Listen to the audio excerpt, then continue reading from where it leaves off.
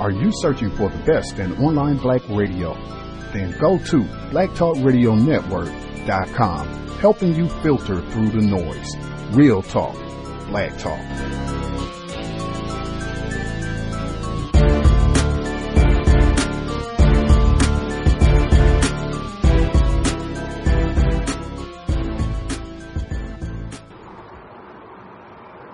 The black female being hit.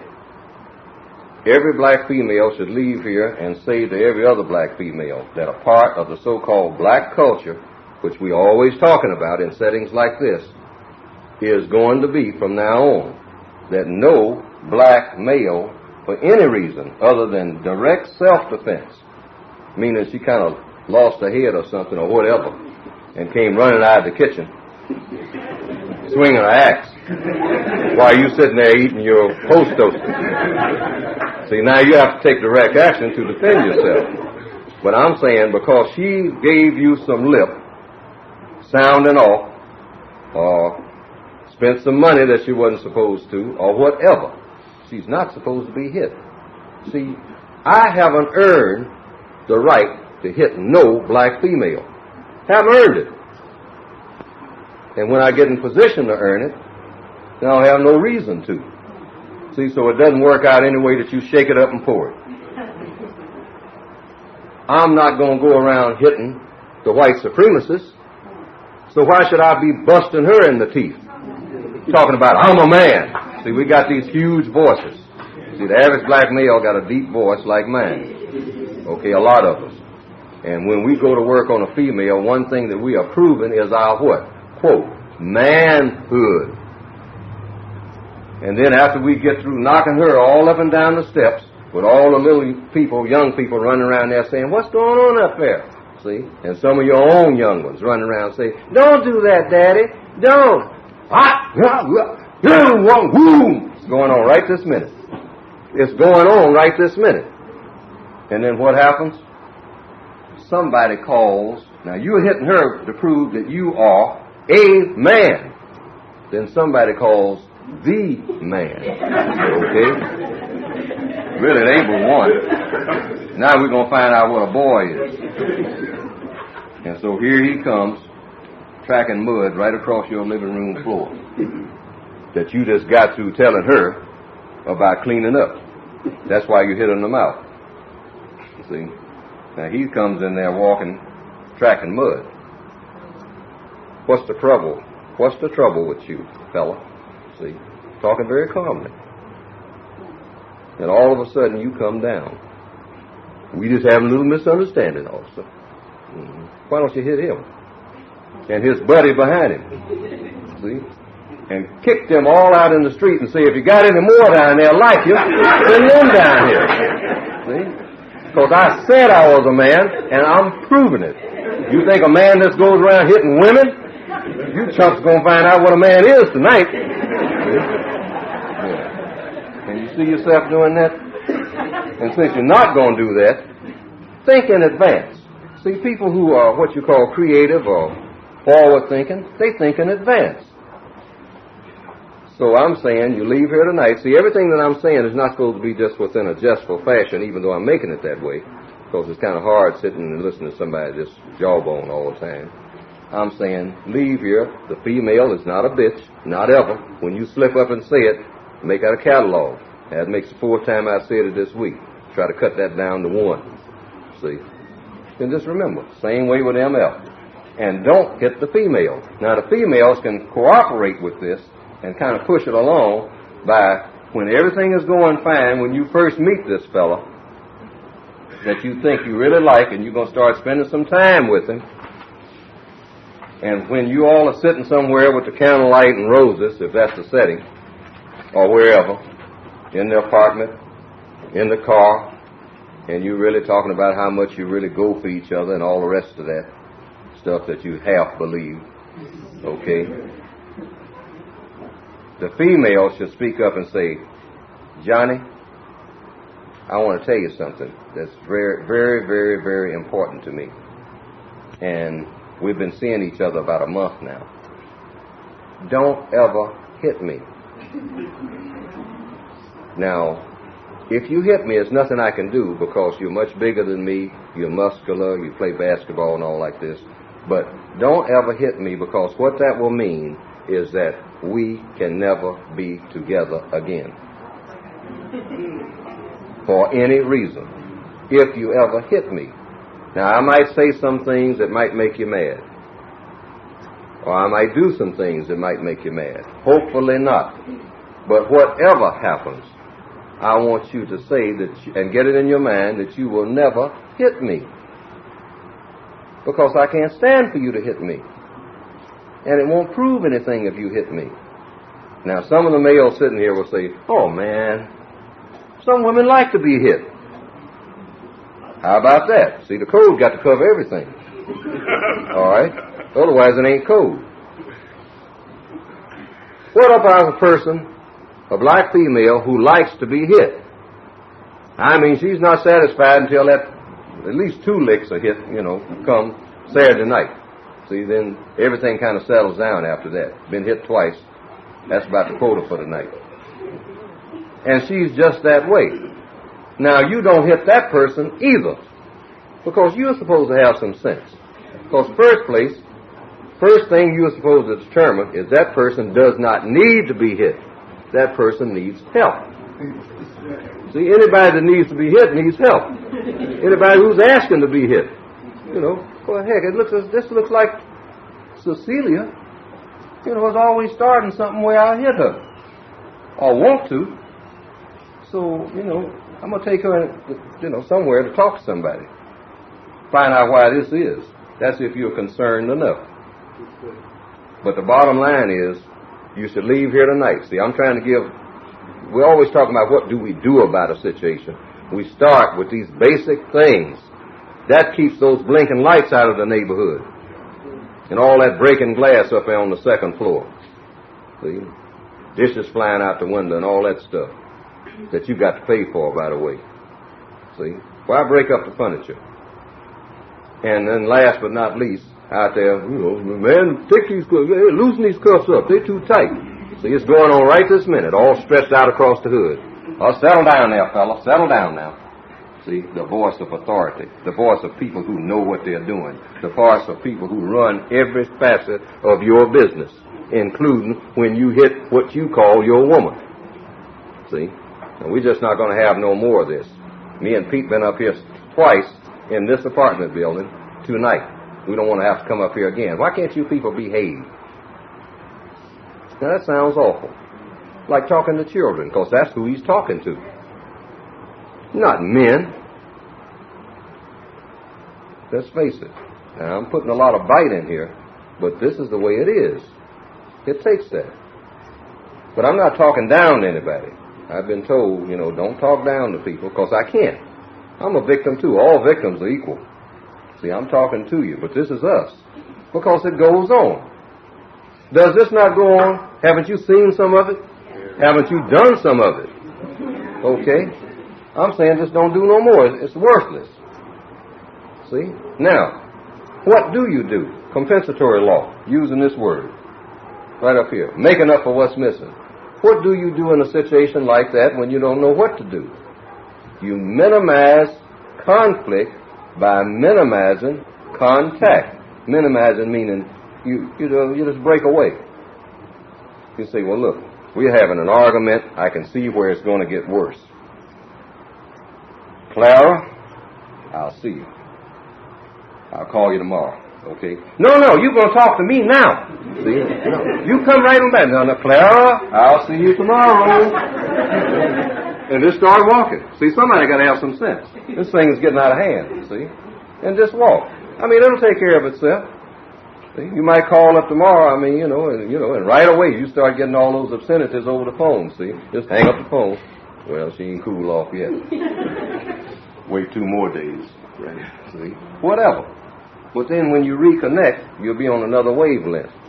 Minimize conflict by minimizing contact. Context of White Supremacy. Justice Gus T Renegade in for another broadcast, hopefully to share constructive information on the system of White Supremacy. Today's date, Friday, August 2nd, 2013, so I have been told. We will be back tomorrow. Compensatory call-in, Saturday evening, 9 p.m. Eastern, 8 p.m. Central, 6 p.m. Pacific. Looking forward to hearing from non-white people, victims of white supremacy. I'm sure we should have some updates for workplace racism. Looking forward to constructive dialogue, hopefully. Tomorrow evening, 9 p.m. Eastern, 6 p.m. Central. The audio clip, Mr. Neely Fuller Jr., the website producejustice.com, producejustice.com. Very intriguing broadcast last time out. Had 2 days to ponder on all that was said. I'm still searching for the correct words and what to say. The main point I would get across is, first time, last time, I would strongly encourage any black females that are listening to the broadcast, if you ever are around any black male and you feel it could result in violence, I would strongly recommend permanently discontinuing contact. We have had way too much conflict, way too much abuse. It's just really pitiful. That would be number one. Number two, I am glad, even though it was very painful for me to listen to, and I really struggled with what to say. I'm glad I was able to hear the broadcast from this past week because I greatly underestimated the amount of conflict and pain that exists with black people, black males, black females, the conflict that is there, all to blame on white people. But I greatly underestimated how bad things are, and they are apparently getting worse. I would label all of that under anti-blackness. I said that many times while I was muted, which I would still say just to me sounded very, very, very, very, very anti-black. But that is the system of white supremacy. I would say one of the more pleasant surprises that I got, most of the people who commented, either who wrote in or sent comments on Facebook, most of them said that they felt like what they heard was individuals who had been hurt, who were in pain, and were releasing that pain. I think one of the quotes that I heard, hurt people hurt people. I know that we did lose some listeners, investors. Gus lost some quote-unquote friends. But for the most part, that was what I heard. It was not fussing, cursing, shouting. Most of it was sad, it was pitiful, it was painful to listen to, but it was good to get that out there. Now we know that exists, and we have lots of work to do. At any rate, I will say our timing on the context of white supremacy has been and remains impeccable. Could be a little push from the creator. What we talked about on that program, the conflict between black males, black females, that anti-blackness, our tendency to take our focus and attention off of racist man, racist woman, racist child, and to redirect all of our anger and frustration at other black people, that is not new. I was astounded. Actually, I can't say astounded because I was thinking, I wonder if this sort of thing will pop up in Miss Wilkerson's narrative. What we just talked about on Wednesday, keep your ears open, that's going to come up again today. So we'll be able to compare and contrast some of our more pitiful responses to racism, white supremacy, particularly when we choose to focus on one another as the root of our problems and are ready to go upside one another's head, as opposed to racist man, racist woman, racist child, white people. We will go ahead and get started. Isabel Wilkerson, The Warmth of Other Suns. This is our second installment on her book. Really looking forward to hopping into it. If you need a hard copy of the book, you can shoot me an email. I should be able to hook you up on that. Really looking forward to getting started. This is the second installment, Context of White Supremacy, Warmth of Other Suns. The stirrings of discontent. Everybody seems to be asleep about what is going on right under our noses. That is, everybody but those farmers who have wakened up on mornings recently to find every Negro over 21 on his place gone, to Cleveland, to Pittsburgh, to Chicago, to Indianapolis. And while our very solvency is being sucked out beneath us, we go about our affairs as usual.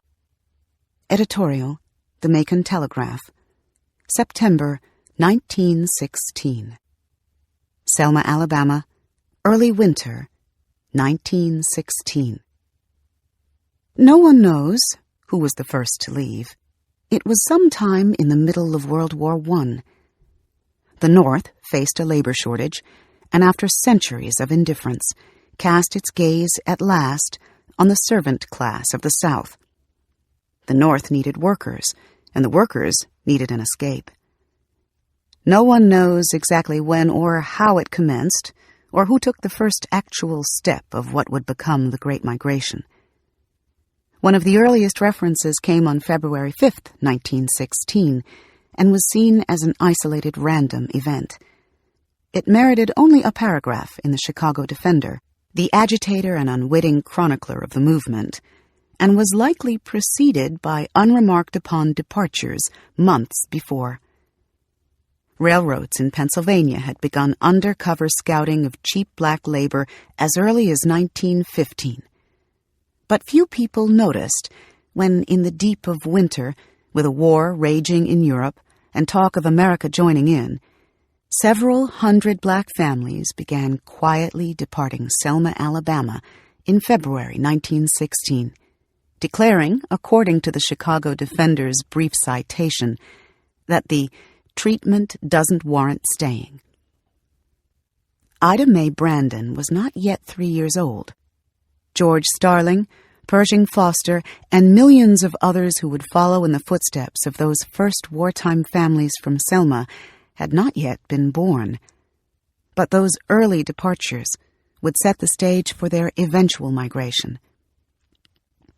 The families from Selma left in the midst of one of the most divisive eras in American history, the long and violent hangover after the Civil War, when the South, left to its own devices as the North looked away, dismantled the freedoms granted former slaves after the war. The plantation owners had trouble imagining the innate desires of the people they once had owned. "I find a worse state of things with the Negroes than I expected," wrote General Howell Cobb, a Georgia planter, shortly after the slaves were freed. "Let any man offer them some little thing of no real value, but which looks a little more like freedom, and they catch at it with avidity, and would sacrifice their best friends without hesitation and without regret. They will almost starve and go naked," wrote a planter in Warren County, Georgia, "before they will work for a white man, if they can get a patch of ground to live on and get from under his control." For all its upheaval, the Civil War had left most blacks in the South no better off economically than they had been before. Sharecropping, slavery's replacement, kept them in debt and still bound to whatever plantation they worked. But one thing had changed. The federal government had taken over the affairs of the South during a period known as Reconstruction, and the newly freed men were able to exercise rights previously denied them. They could vote, marry, or go to school if there were one nearby, and the more ambitious among them could enroll in black colleges set up by Northern philanthropists, open businesses, and run for office under the protection of Northern troops. In short order, some managed to become physicians, legislators, undertakers, insurance men. They assumed that the question of black citizens' rights had been settled for good, and that all that confronted them was merely building on these new opportunities.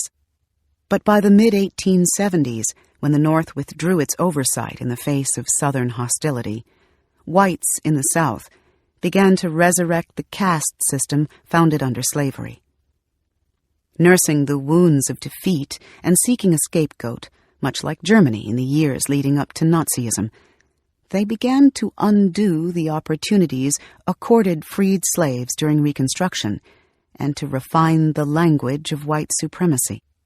They would create a caste system based not on pedigree and title, as in Europe, but solely on race, and which, by law, disallowed any movement of the lowest caste into the mainstream. The fight over this new caste system made it to the U.S. Supreme Court.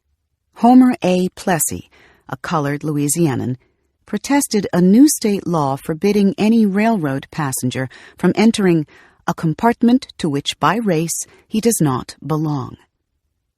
On June 7, 1894, Plessy bought a first-class ticket on the East Louisiana Railroad, took an empty seat in the white-only car, and was arrested when he refused to move. In 1896, in the seminal case of Plessy v. Ferguson, the Supreme Court sided with the South and ruled in an 8-1 vote that equal but separate accommodations were constitutional. That ruling would stand for the next 60 years. Now, with a new century approaching, blacks in the South, accustomed to the liberties established after the war, were hurled back in time as if the preceding 3 decades, limited though they may have been, had never happened. One by one, each license or freedom accorded them was stripped away. The world got smaller, narrower, more confined with each new court ruling and ordinance. Not unlike European Jews who watched the world close in on them slowly, perhaps barely perceptibly at the start of Nazism, colored people in the South would first react in denial and disbelief to the rising hysteria, then, helpless to stop it, attempt a belated resistance, not knowing and not able to imagine how far the supremacists would go. The outcomes for both groups were widely divergent, one suffering unspeakable loss and genocide, the other enduring nearly a century of apartheid, pogroms, and mob executions. But the hatreds and fears that fed both assaults were not dissimilar, and relied on arousing the passions of the indifferent to mount so complete an attack. The South began acting in outright defiance of the 14th Amendment of 1868, which granted the right to due process and equal protection to anyone born in the United States, and it ignored the 15th Amendment of 1880, which guaranteed all men the right to vote.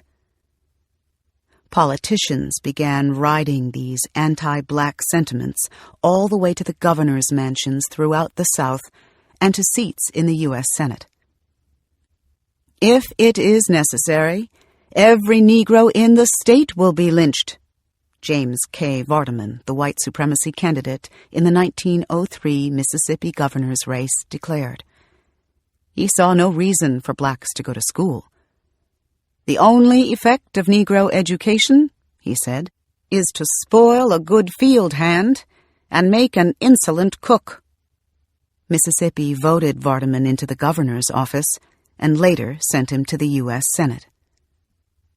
All the while, newspapers were giving black violence top billing, the most breathless outrage reserved for any rumor of black male indiscretion toward a white woman, all but guaranteeing a lynching. Sheriff's deputies mysteriously found themselves unable to prevent the abduction of a black suspect from a jailhouse cell. Newspapers alerted readers to the time and place of an upcoming lynching. In spectacles that often went on for hours, black men and women were routinely tortured and mutilated, then hanged or burned alive, all before festive crowds of as many as several thousand white citizens, children in tow, hoisted on their fathers' shoulders to get a better view. 15,000 men, women, and children gathered to watch 18-year-old Jesse Washington as he was burned alive in Waco, Texas in May 1916. The crowd chanted, "Burn, burn, burn," as Washington was lowered into the flames. One father, holding his son on his shoulders, wanted to make sure his toddler saw it. "My son can't learn too young," the father said. Across the South, someone was hanged or burned alive every 4 days, from 1889 to 1929, according to the 1933 book, The Tragedy of Lynching, for such alleged crimes as stealing hogs, horse stealing, poisoning mules, jumping labor contract, suspected of killing cattle, boastful remarks, or trying to act like a white person. 66 were killed after being accused of insult to a white person.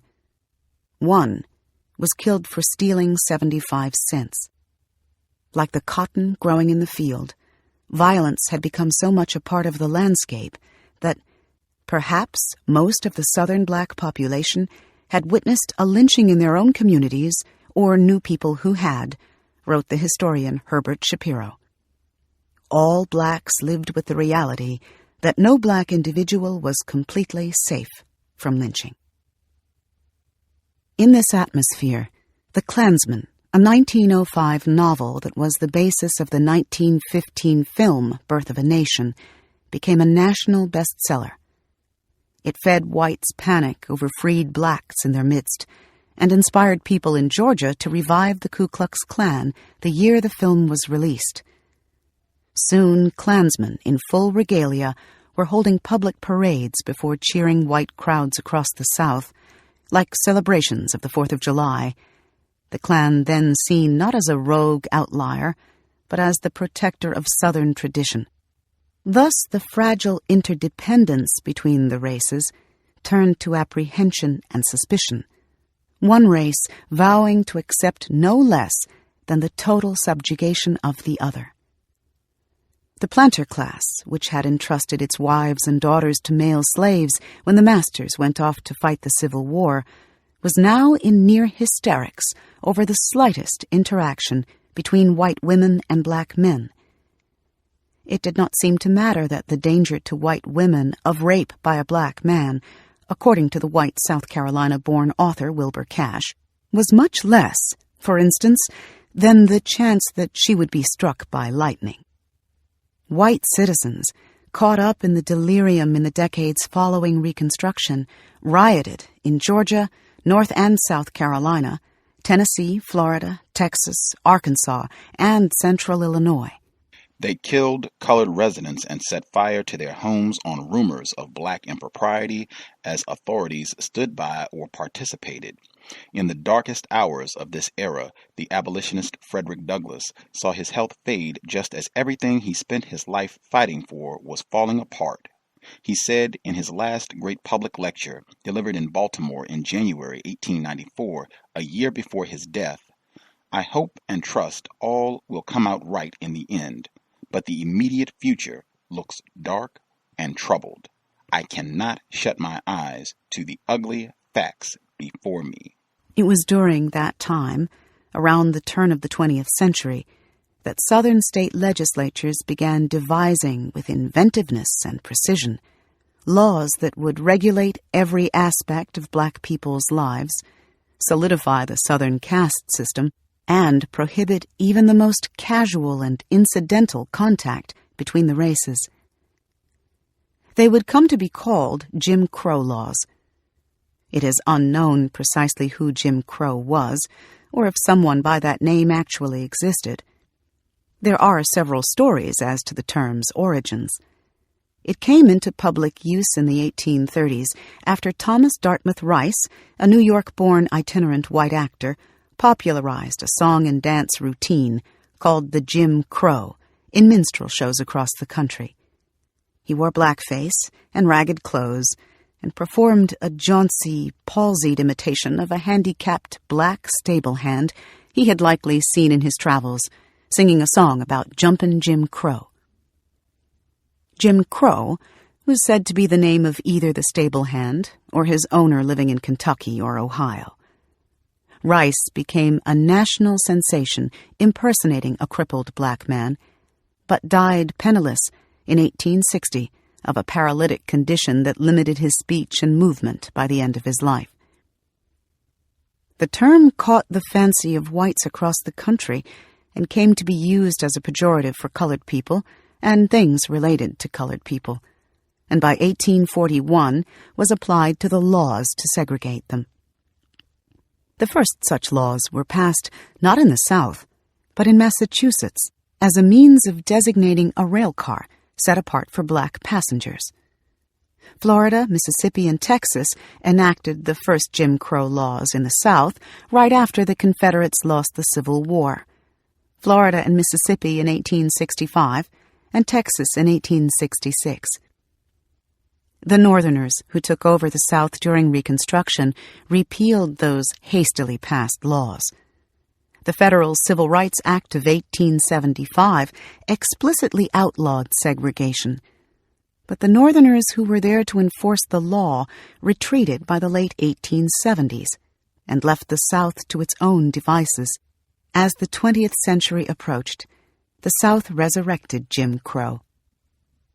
Streetcars, widely in use from the 1880s, had open seating in the South until Georgia demanded separate seating by race in 1891. By 1905, every southern state, from Florida to Texas, outlawed blacks from sitting next to whites on public conveyances. The following year, Montgomery, Alabama went a step further and required streetcars for whites and streetcars for blacks. By 1909, a new curfew required blacks to be off the streets by 10 p.m. in Mobile, Alabama. By 1915, black and white textile workers in South Carolina could not use the same water bucket, pails, cups, dippers, or glasses, work in the same room, or even go up or down a stairway at the same time. This new reality forced colored parents to search for ways to explain the insanity of the caste system to their uncomprehending children. When two little girls in 1930s Florida wanted to know why they couldn't play on a swing like the white children, or had to sit in a dirty waiting room instead of the clean one, their father, the theologian Howard Thurman, had to think about how best to make them understand. "The measure of a man's estimate of your strength," he finally told them, "is the kind of weapons he feels that he must use in order to hold you fast in a prescribed place." All told, these statutes only served to worsen race relations, alienating one group from the other and removing the few informal interactions that might have helped both sides see the potential good and humanity in the other. Now the masses of black workers cast about on their own in a buyer's labor market, with little in the way of material assets or education, or a personal connection to even the coldest slave master, who would have shown a basic watchfulness, if only to protect his financial investment. Their lives were left to the devices of planters with no vested interest in them, and now no intimate ties to ease the harshness of their circumstances, or to protect them, if only out of paternalism, from the whims of night riders, a hell-bent jury, or poor whites taking out their resentment at their unwitting competitors for work. David L. Cohn, in the 1935 book God Shakes Creation, wrote that for a colored man without a white sponsor, his fate is in the lap of the gods. Each year, people who had been able to vote or ride the train where they chose found that something they could do freely yesterday, they were prohibited from doing today. They were losing ground and sinking lower in status with each passing day, and well into the new century, the color codes would only grow to encompass more activities of daily life as quickly as legislators could devise them. Thus, those silent parties leaving Selma in the winter of 1916 saw no option but to go. theirs would become the first volley of a leaderless revolution. There was no Moses or Joshua or Harriet Tubman, or for that matter Malcolm X or Martin Luther King Jr., to organize the migration. The best-known leader at the start of it, Booker T. Washington, was vehemently against abandonment of the South and strongly discouraged it. Frederick Douglass, who saw it coming but died before it began, was against the very thought of it and considered an exodus from the South a premature, disheartening surrender.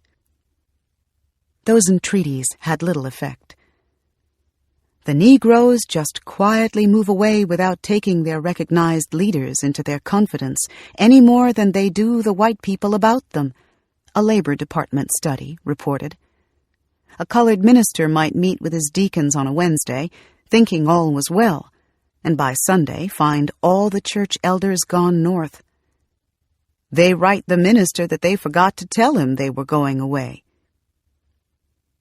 Ordinary people listen to their hearts instead of their leaders. At a clandestine meeting after a near lynching in Mississippi, a colored leader stood before the people and urged them to stay where they were.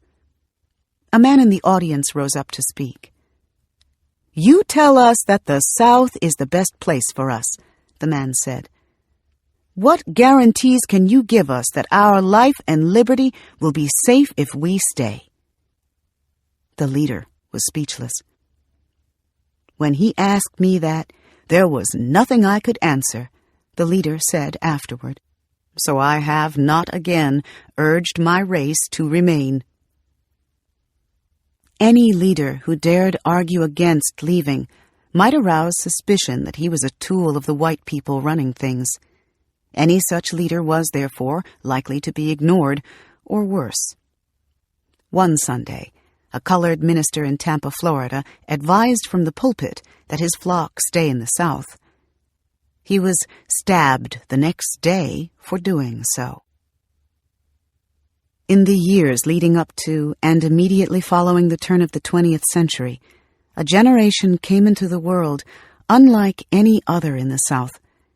It was made up of young people with no personal recollection of slavery. They were 2 generations removed from it. The colored members of this generation were free but not free, chafing under Jim Crow and resisting the studied subservience of their slave parents and grandparents. They had grown up without the contrived intimacy that once bound the 2 races, and it appeared that young whites, weaned on a formal kind of supremacy, had grown more hostile to blacks than even their slaveholding ancestors had been. The sentiment is altogether different now, William C. Oates, the old guard former governor of Alabama, said in 1901 of the newer generation of white Southerners. "When the Negro is doing no harm, why, the people want to kill him and wipe him from the face of the earth." The colored people of this generation began looking for a way out. It is too much to expect the Negroes will indefinitely endure their severe limitations in the South when they can escape most of them in a ride of 36 hours, the Labor Department warned. 50 years after the Civil War, they should not be expected to be content with the same conditions which existed at the close of the war. Younger blacks could see the contradictions in their world, that 60, 70, 80 years after Abraham Lincoln signed the Emancipation Proclamation, they still had to step off the sidewalk when a white person approached, were banished to jobs nobody else wanted, no matter their skill or ambition, couldn't vote, but could be hanged on suspicion of the pettiest infraction. These were the facts of their lives. There were days when whites could go to the amusement park, and a day when blacks could go, if they were permitted at all. There were white elevators and colored elevators, meaning the freight elevators in back. White train platforms and colored train platforms.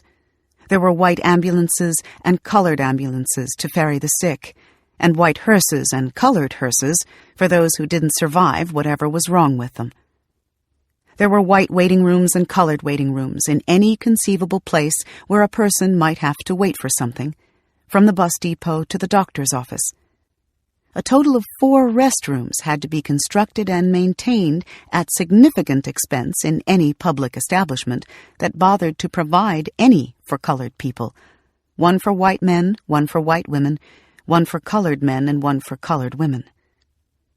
In 1958, a new bus station went up in Jacksonville, Florida, with 2 of everything, including 2 segregated cocktail lounges, lest the races brush elbows over a martini, the Wall Street Journal reported. The president of Southeastern Greyhound told the Journal, "It frequently costs 50% more to build a terminal with segregated facilities." But most Southern businessmen didn't dare complain about the extra cost. "That question is dynamite," the president of a Southern theater chain told the Journal. "Don't even say what state I'm in." There was a colored window at the post office in Pensacola, Florida, and there were white and colored telephone booths in Oklahoma. White and colored went to separate windows to get their license plates in Indianola, Mississippi, and to separate tellers to make their deposits at the First National Bank of Atlanta. There were taxicabs for colored people and taxicabs for white people in Jacksonville, Birmingham, Atlanta, and the entire state of Mississippi. Colored people had to be off the streets and out of the city limits by 8 p.m. in Palm Beach and Miami Beach. Throughout the South, the conventional rules of the road did not apply when a colored motorist was behind the wheel. If he reached an intersection first, he had to let the white motorist go ahead of him. He could not pass a white motorist on the road, no matter how slowly the white motorist was going, and had to take extreme caution to avoid an accident because he would likely be blamed no matter who was at fault. In everyday interactions, a black person could not contradict a white person or speak unless spoken to first. A black person could not be the first to offer to shake a white person's hand. A handshake could occur only if a white person so gestured, leaving many people having never shaken hands with a person of the other race. The consequences for the slightest misstep were swift and brutal.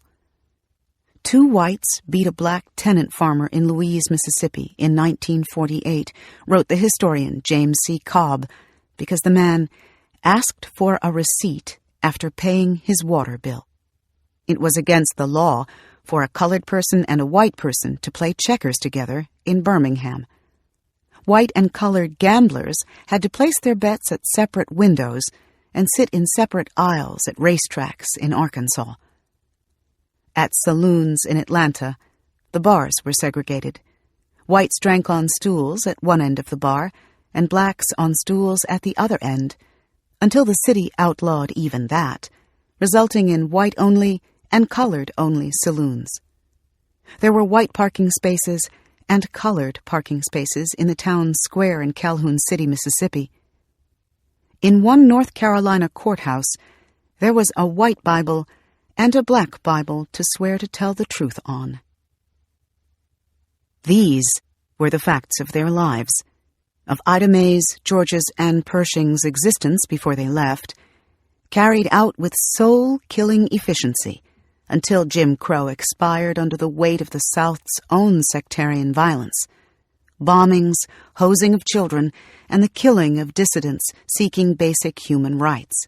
Jim Crow would not get a proper burial until the enactment of federal legislation, the Civil Rights Act of 1964, which was nonetheless resisted years after its passage as vigorously as Reconstruction had been, and would not fully take hold in many parts of the South until well into the 1970s. And so what started as a little-noticed march of the impatient would become a flood of the discontented during World War II, and by the tail end of the migration, a virtual rite of passage for young Southerners, brothers joining brothers, nieces joining aunts, as soon as they got big enough to go.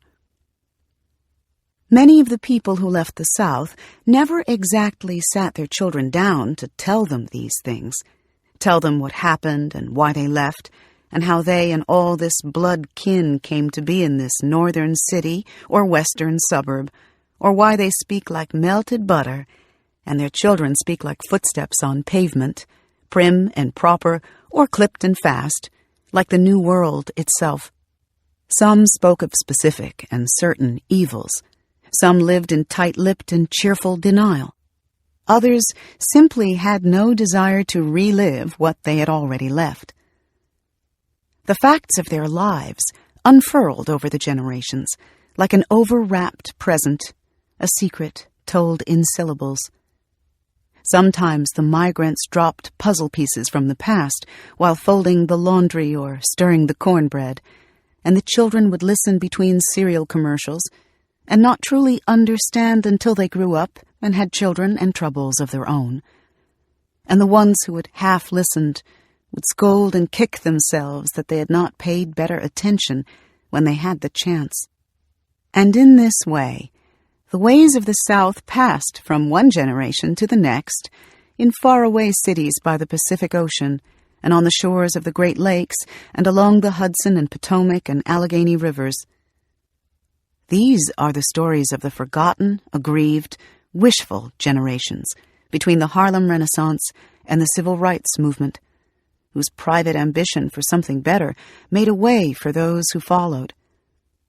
Of the three whose lives unfold in these pages, Ida Mae Brandon Gladney left first in the 1930s, George Swanson Starling in the 1940s, and Robert Joseph Pershing Foster in the 1950s, in a current that swept up millions of others like them. George Swanson Starling, New York City, 1996. His world is the basement of a brownstone on 132nd Street, west of Lenox Avenue, a shaft of light streaking through the burglar bars on a single window. Outside, there is Harlem, Tupac on boom boxes, street preachers on soap crates, crack addicts scrounging for change. There are middle-aged volunteers planting beds of impatience and a footprint of earth in the concrete, German tourists pressed against bus windows to see the Apollo Theater and the Abyssinian Baptist Church. He's lived here so long that not much of this phases him anymore. He is a widower now. He walks lean and upright, and he towers over you as he leads you to the one room he keeps for himself out of the whole brownstone he owns. It is the product of all the hustling and saving he had to do when he arrived here a country boy from the South. His apartment is a cluttered storeroom, really, with a single bed, a couple of chairs, a dresser with a picture of his grandmother, Annie, the root doctor, on it, and half-open boxes of his accumulated highs and regrets. The knees that used to climb suckling tree limbs to pick grapefruit back in Florida and work the train aisles up and down the East Coast all those years are giving way to arthritis now. He takes a seat by the bed and talks in a monotone without taking a breath. There is so very much to say. He has catalogued in his mind every character who ever passed his way, can mimic their toothless drawl with wicked precision, recall every good and bad thing he has ever done, or that has ever been done to him, every laughable contrivance of Jim Crow, every grievance and kind turn, all the people who made a way out of no way in that world growing up.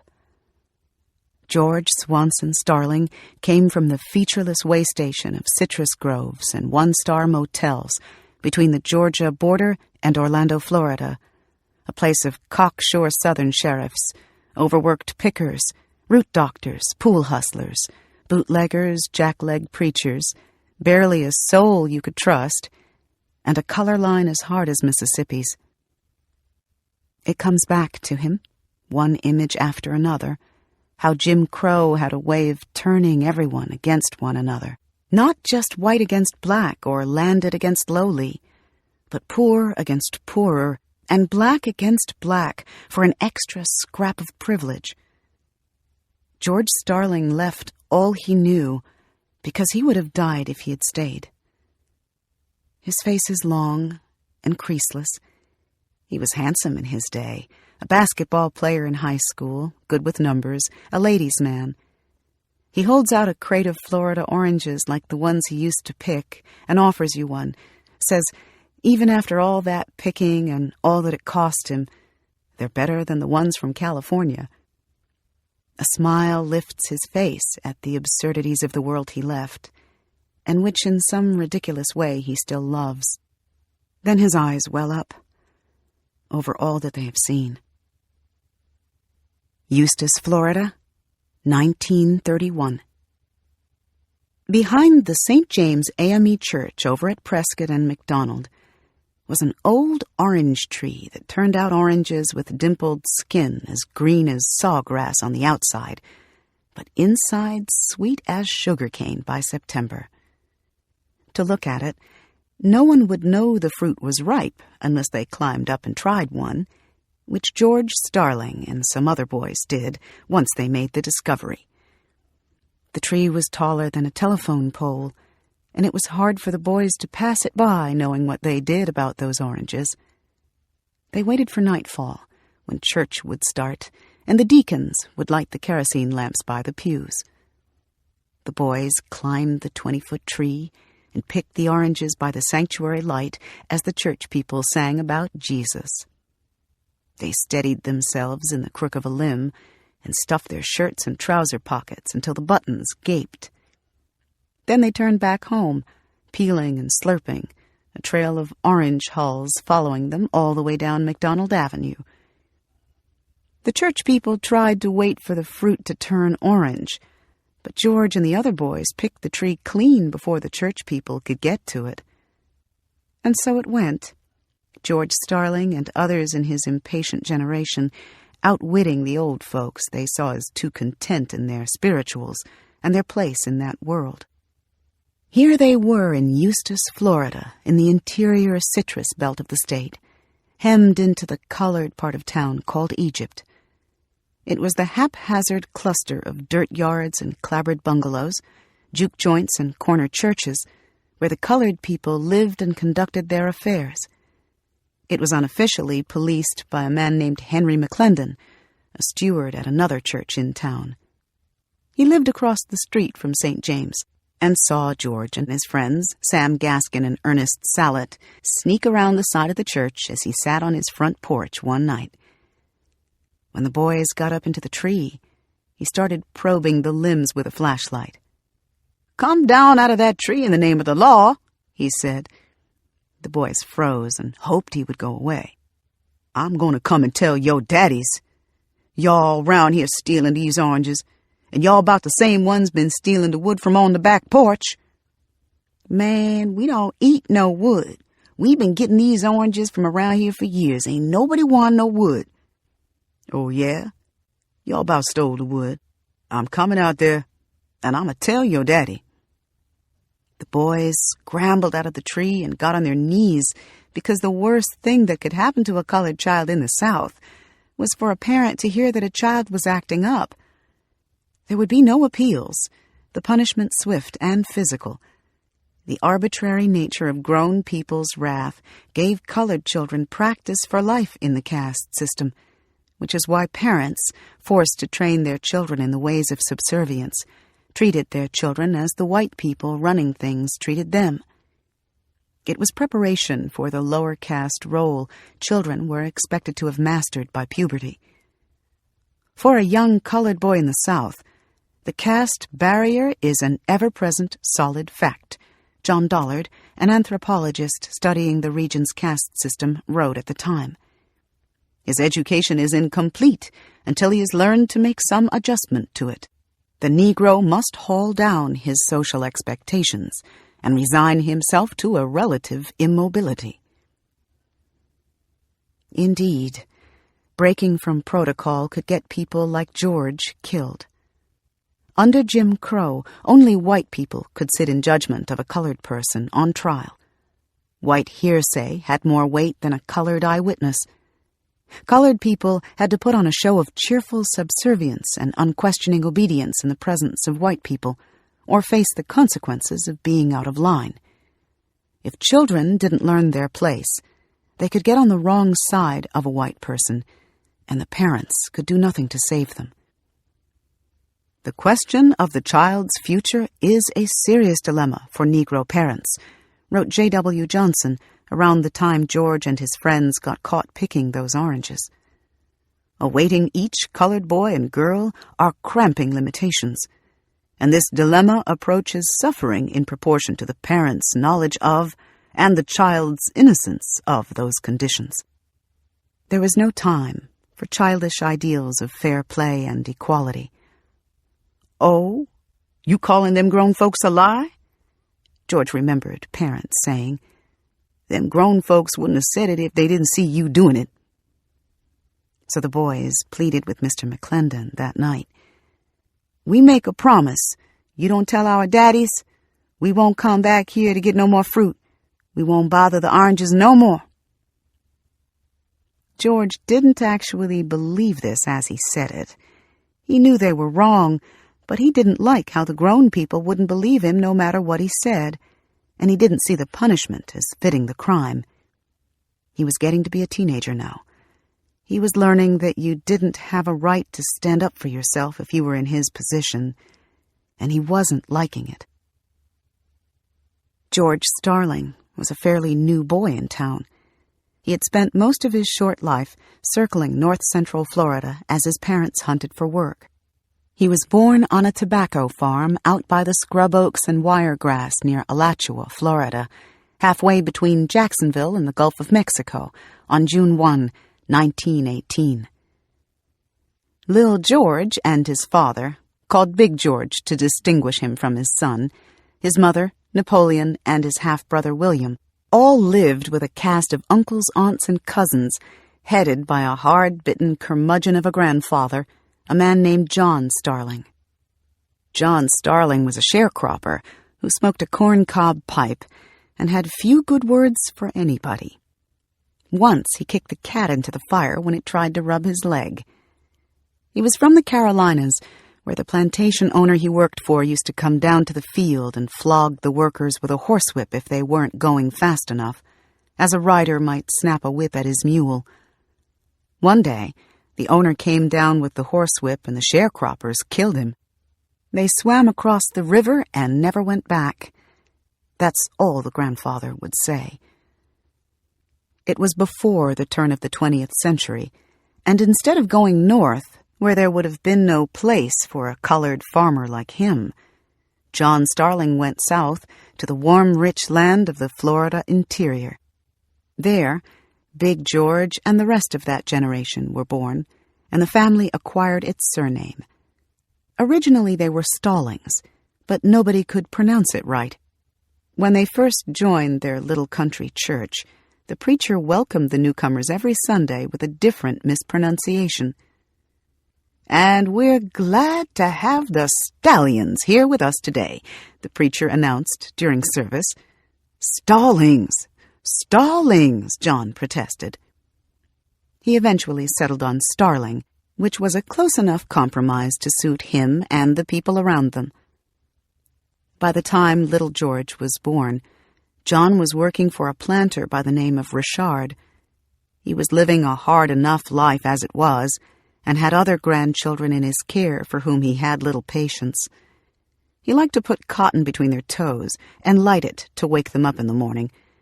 But the grandfather and his second wife, Lena, took a liking to little George. He was the only child of John's firstborn. George's half-brother William had a different father, and Lena used to grab him close. "Come up here, boy. Give your grandma some sugar." He could see a bulge in her cheeks from the snuff in her mouth, and snuff juice dripping down her chin. George tightened his face and twisted his head, but that didn't stop her from planting a snuff-scented wet one right on the lips. They were farming tobacco and cotton, among other things, and the grandfather liked to take little George out to the field with him and out to the boiler when he went to fire up the tobacco. He would let George sleep on the top of the boiler shed when he got tired. He'd have George right by him and seem to make a show of it, which only made life tougher for little George, propped up as he was, distinct from his cousins. My cousins would be out there with their fists shaking at me, he remembered. There were aunts and uncles all around. One of the younger aunts, called Singh, was married to a short-tempered man named Sambo. Singh attracted the attention of men without trying, and Sambo could never get used to it. As it was, colored men had little say over their wives since the days when slave masters could take their women whenever they pleased, and colored men could do nothing about it. Planters were known to take the same liberties the slave masters had, and the contradictions were not lost on colored men. White men could do to colored women what colored men could be burned alive for doing to white women. Context of White Supremacy. The number to dial is 760-569-7676, and the code is 564-943#. Press star 6 if you would like to participate. The number again, 760-569-7676, and the code is 564-943#. Press star 6 if you would like to participate. As challenging as this week has been on the plantation, I really enjoyed the first section of the book this week. I'm hoping this will be a harbinger of things to come, because we are still very early in the book. I think we've just got, or actually we still haven't even read 10% of the book, so we really haven't read much at all. But I thoroughly enjoyed this week's section of the book for many, many reasons, and I will hit the phone line. The only thing that I will go, I guess I should, Bill, there was something happened with the audio where there was a little portion that we missed, and I'll read that after I hear comments, because Frederick Douglass made some important comments there, so I'll share that before we get to the second portion of the audio. But the one thing that I will share really quick, I howled with laughter. Little George and his father, called Big George to distinguish him from the son, his mother, Napoleon, and his half-brother, William, all lived with a cast of uncles, aunts, and cousins, headed by a hard-bitten curmudgeon of a grandfather. I said, I know someone who uses that word all the time.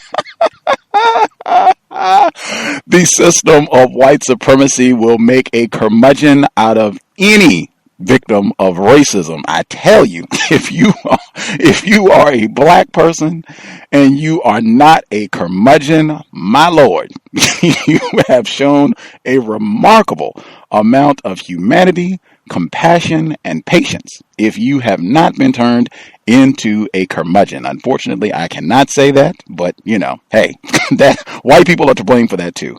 At any rate, the people that dialed in, 3539, I think that might be more, Mr. Demery, 4, and the person that dialed in from a blocked number, your 3 lines are open. If I see other hands, I will snatch them up as we go. Can I be heard? Yes, ma'am. Okay, I'm on an earpiece, so I hope y'all hear me well. But peace, Gus, peace, all the listeners. But I too noted that they said curmudgeon. But the talk of the caste system came up, once again, it's throughout the book. But she did mention white supremacy when she was talking, before she talked about the Plessy versus Ferguson decision. I also took note of her talking of the mutilation, lynching, castration, and burning alive of non-white black people. I learned in college while I was getting my degree that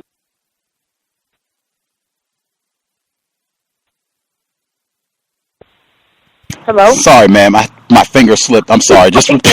My bad. But I learned throughout college that these were called picnics, and I noted how they ensured that their children, even toddlers, saw that these victims were being burned alive. And with them talking about the toddlers being put on the necks of their fathers, I was thinking racist man, racist woman, and racist child. And another thing I noted during that section is they said that people would be lynched for trying to act like a white person. I don't know if it means passing or what, but I was just like, wow. Another thing I took note of is when she was talking about the white male that made money. I believe she said he made, a lot of money in blackface doing minstrel shows, but then he died broke and paralyzed. I laughed. But the next part that I noted is how she talks about the new generations of young whites and how they were more harsh than their ancestors. I was just shaking my head because some people falsely believe that it's getting better by generation and that only old white people are racist. So I'm glad that she did put that in the book. Another thing I noted is when she was talking of segregation, and she named all these different things that had white and colored sections.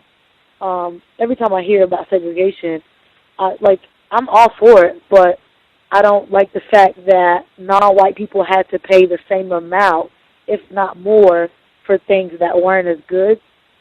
Just hearing that makes me sick, like having to enter through the back of a restaurant and things like that, but you're still having to pay the same amount, if not more, and just different stuff like that, and not even getting as good quality of food or whatever.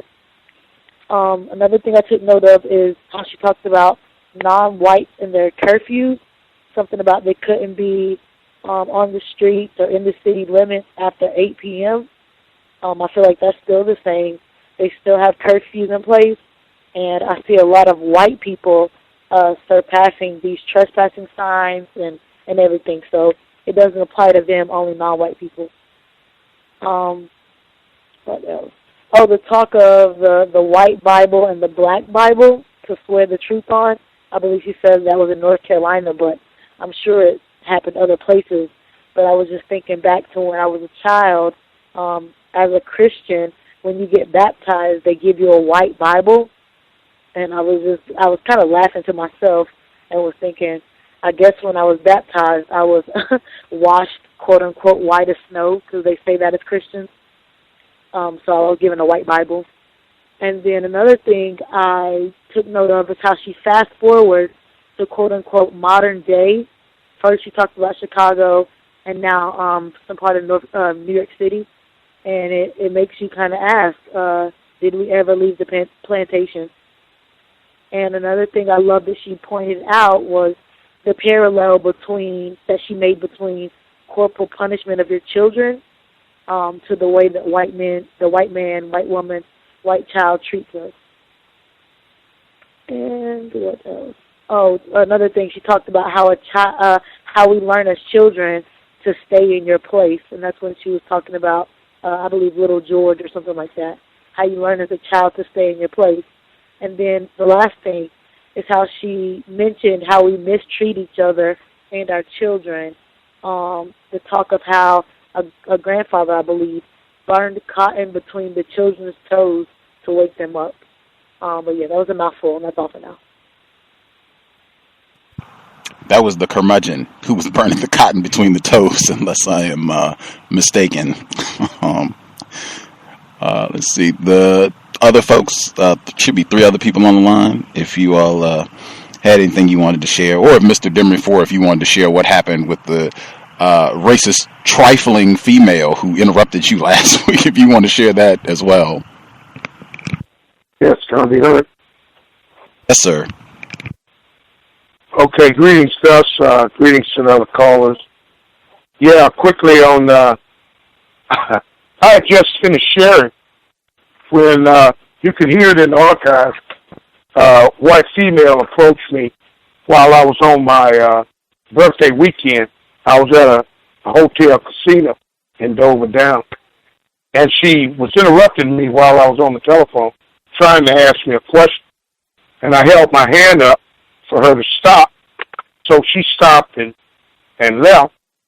But then later, after the show was over, she ran into me again before I entered the hotel and said, "Oh, I just wanted to ask you a question.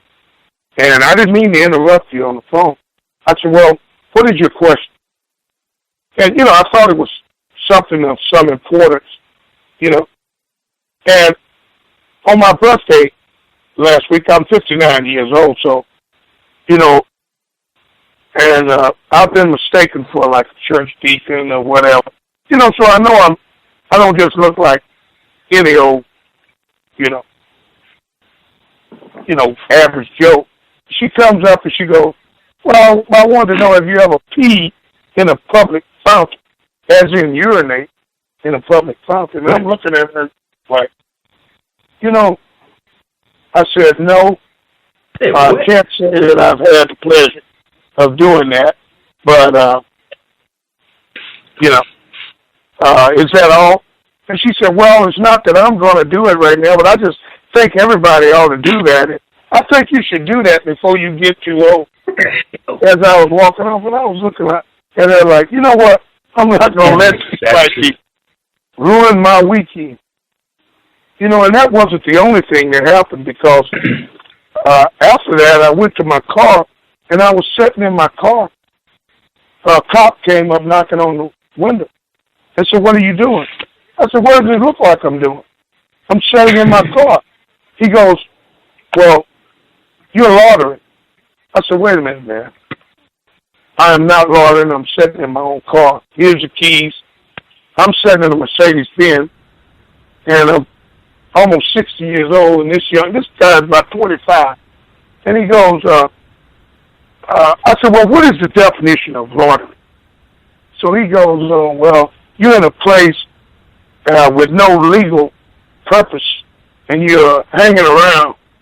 You're going to have to either go back in the casino or leave. So, you know what? I was getting a little angry at that time, and I wanted to sit there and argue with the guy. And I thought about Mr. Fuller, and he said, comply, comply, comply. And so I just got out of the car, locked the car, and walked back in the casino. And, you know, it just goes to show that, you know, they're never going to stop. They're always with this trifling, you know, antics that they pull. I reported him to one of his superiors later on, but I don't think anything will come of it. But anyway, back to the book. I noted that at the beginning, there was a labor shortage in the North, and the people who were migrating had a choice. Stay in the South, where there's lynchings, violence, terrorism, no jobs, Jim Crow laws, where you can be arrested and mistreated for almost anything. It seems like a no-brainer to move to the North. I also noted that General Howell Cobb exemplified how whites study black people, and they think about what we want in order to mistreat us and to keep control over us by studying us and knowing what our desires are and what we will go for and what we won't go for. And that little bit about the sharecropping, which is basically just another form of slavery. For those that probably, you know, most people are familiar with that, but the sharecropping is where the landowners section off a portion of land and they lease to a person with the agreement that a percentage of the crops goes to the landowner. And it's always weighed heavily in the landowner's favor. And there's no chance of the sharecropper ever owning that farm. I did notice that white supremacy was mentioned, like the female caller noted. And I made note of Reconstruction, you know, where blacks were able to gain some ground in education and economics and business. They held some political offices, you know, but true to form, white supremacy allows black people to make some gain only to reverse all those gains, to regain control. So, shortly after the Civil Rights Act of 1875, in the late 1870s, the federal government stopped enforcing those laws, and the white Southerners, were able to reverse all those gains that black people had accumulated. And I wanted to mention about this guy, James K. Vardaman, known as the White Chief. I read a book called Worse Than Slavery, and they dedicated a whole chapter to this fellow. He's a racist that would make strong Thurman look like a choir boy. This guy was infamous.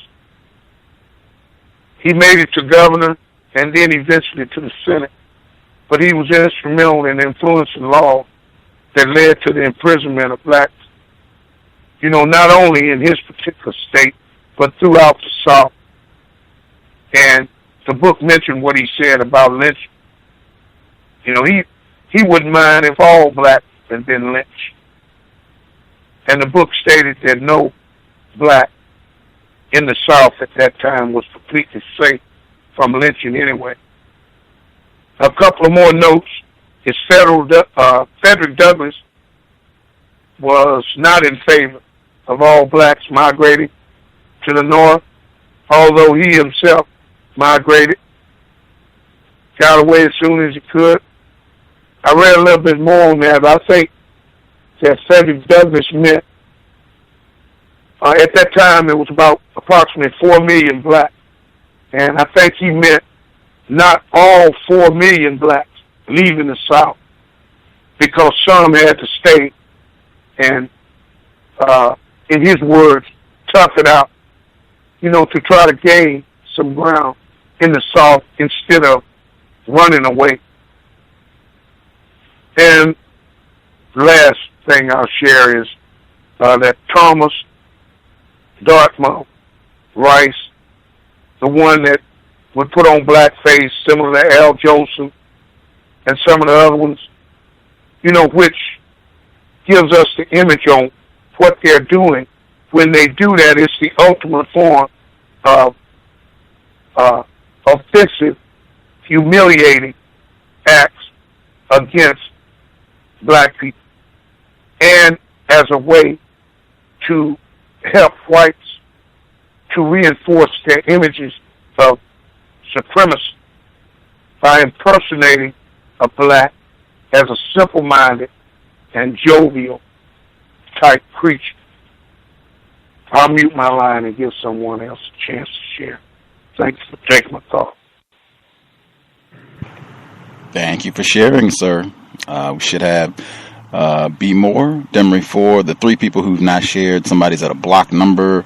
Caller at 9121 and 8423. Hi, good evening, Gus, and to the callers. I just want to say that this book would be a good would be a good companion piece to a documentary I recently saw on PBS called Slavery by Another Name by Sam Pollard. And I know a lot of people may have heard of it, but I just found out about it last week on PBS. And this documentary basically, just like kind of like this book, it runs through how slavery was never really abolished, but it was documentary mode. It was transferred into the prison industrial complex. And what they were doing, basically, as people were let go from chattel slavery, these Reconstruction laws, these peonage laws were gotten around while, people were walking with no money in their pocket, so they created laws in different states and counties. If you don't have a certain amount of money, then you're put on the chain gang. And it's kind of like a revolving door. If you don't have a job, you're not going to have money. So these people would go from plantations, our people would go from plantations, and start walking towards someplace else. As they're walking, some sheriff would pick them up for vagrancy, no money, and put on a chain gang and brought back to other plantations. And this went on until before World War II, up until that time where the last peonage laws were kind of put into play. Just wanted to say that, and I'll mute my line.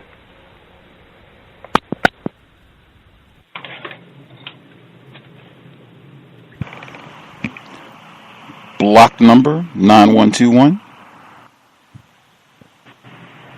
Hey, Gus, this is Blacker. Can I be heard? Yes, sir. Okay, I just want to say that this book has always been a favorite of mine. Well, for a while now, it's kind of like the story of my very own family, who originated in South Carolina, and most of them migrated to D.C. and Philadelphia. My mother migrated to D.C. when I was maybe 2 months old, and it was a custom back then when from what I understand, the first grandchild born wouldn't leave. He would stay with the grandparents for whatever reason. And me being the first grandchild born to my grandparents on my mother's side, I was left in South Carolina for I didn't stay long, maybe 6 months, and my mother came and got me because I guess she didn't want me to stay there. But this book is I've read it a couple of times, and my mother's even read it. And like I said, it's exactly the story of my family. And I'm not sure when that migration stopped, but I was born in '66, and it was still happening up until the time that my younger cousins right below me were born, when their mother did the same thing. And I think she moved to Maryland when she left South Carolina. But it's always been a real special book for me. And when I heard that you were doing it on this show, I was really glad to hear that. And that's all I had. Right on. Thank the listeners. They voted. I guess real quick, what was your mom's impression of the book? My mother, she relates to it more than me, because she was around more so during the really bad times. So it's kind of hard for her to read it, though she loves it as well. She's grown to love it as well. But it's kind of hard for her to read it because of some of the things that they went through as well. But she enjoys it. Invite her. She wants to share a thought or two. I know it. I can only imagine how tough it would have to be for somebody who this was their life, this was their experience, where black people could be killed for fun at any time, and you don't even get a show trial like what they did with Trayvon Martin. So, but yeah, tell her if she wants to drop in and share a thought. That would be grand to hear from her. Okay, but strangely enough, my grandparents had a farm. The farm was set maybe a mile off the main road, down the dirt road, one way in, one way out. And my grandfather was somewhat of a curmudgeon himself, and I guess he handed that down to me. And he didn't really get bothered by white people. They left him alone, because I don't know what the reason was. I kind of figured through the years what it was, hearing stories about it. But they didn't bother with him too much. And plus, he had 6 sons, and all of them were trained in how to use weapons. And like I said, it was a one-way in and a one-way out. So if they were going to do anything, it would be like coming down a funnel to maybe 6, 7 shotguns and rifles or whatever. So I don't know if that was the case, but he didn't really. My grandfather didn't really suffer a lot, from what I understood. Glory to grandfather, right on. I've said that before. Curmudgeons get things done. I've said that before. Curmudgeons get things done. Yes, and I am one. I've turned into a more of a curmudgeon in my older years, and also a recluse. It'll do it to you as well. That's white people's fault too. I totally understand, but that is white people's fault. I said at the beginning, it would be difficult to not become a curmudgeon with everything that they put on us under these conditions. So, I feel you, man. I feel you. Let's see. Person from a block number, did you have anything? Greetings, can I be heard? Yes, sir. Yeah. If you wanted to read that piece, because go ahead, because just give me a minute, okay? Yes, sir. The section, there was an audio where the audio went out really quick. And Frederick Douglass, he made an important, what I think is an important context. The part that got missed, it reads, "In the darkest hours of this era, the abolitionist Frederick Douglass saw his health fade just as everything he spent his life fighting for was falling apart. He said in his last great public lecture, delivered in Baltimore in January 1894, a year before his death, 'I hope and trust all will come out right in the end, but the immediate future looks dark and troubled. I cannot shut my eyes to the ugly facts before me.' It was during that time, around the turn of the 20th century, that Southern state legislatures began devising with inventiveness and precision laws that would regulate every aspect of black people's lives, solidify the Southern caste system, and prohibit even the most casual and incidental contact between the races." That was the only part that we missed when the audio blinked a little bit. If other folks had anything they wanted to get in before we get to the second segment, the number again, 760-569-7676, and the code is 564-943#. Press star 6 if you have anything you want to share before we get to the second audio segment, starting in about 15 minutes. If you don't get it in, then just write it down, save it, and we'll get to it after the second audio segment concludes. Looking to see if I had any notes while 909 takes its time. Oh, that segment from Frederick Douglass, the portion that I just read, that is also from the life and writings of Frederick Douglass. Folks who were part of the book study session on Hazel and Elizabeth, two women of Little Rock, where the racist suspect David Margolick, he used a quote from that same volume where Frederick Douglass is talking about his study of any, I got it in front of me so I can read exactly what he said. I have no man's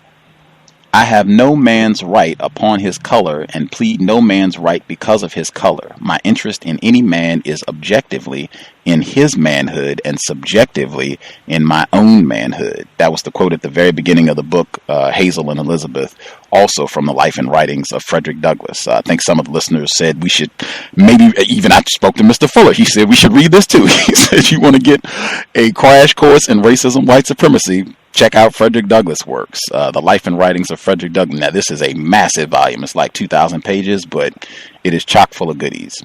Let's see. Hello? Oh, go ahead. Oh, sorry. Yeah, greetings. I wanted to say, I don't know why, but I wasn't going to listen to the audio book you guys were going to do.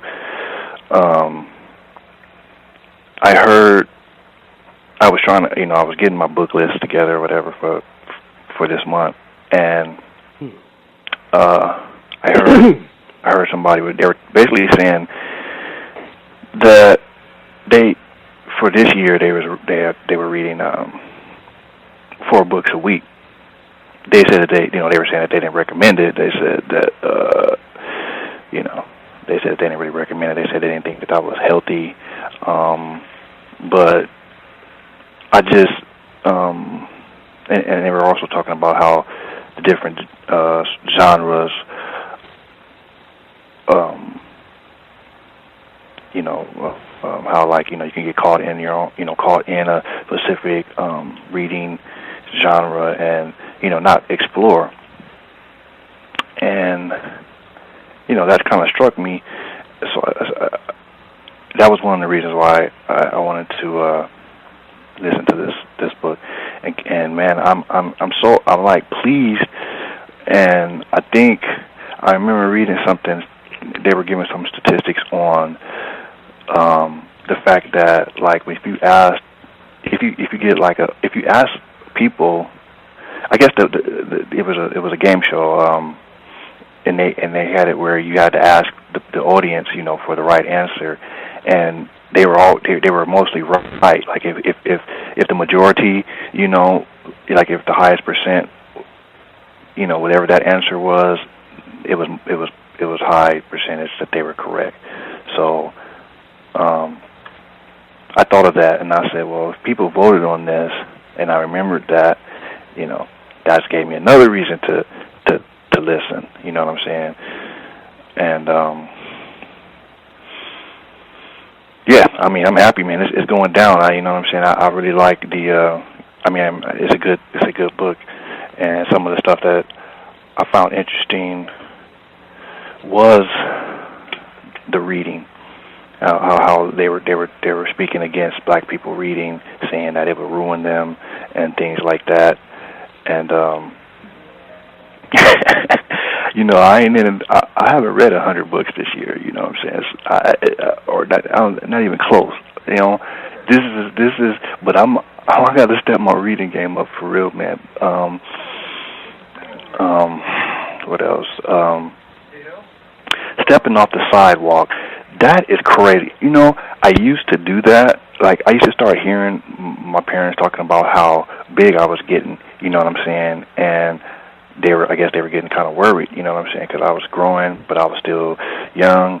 And, you know, that's the sense I got of it, is that they were getting worried. Like, people would think I was older than I really was.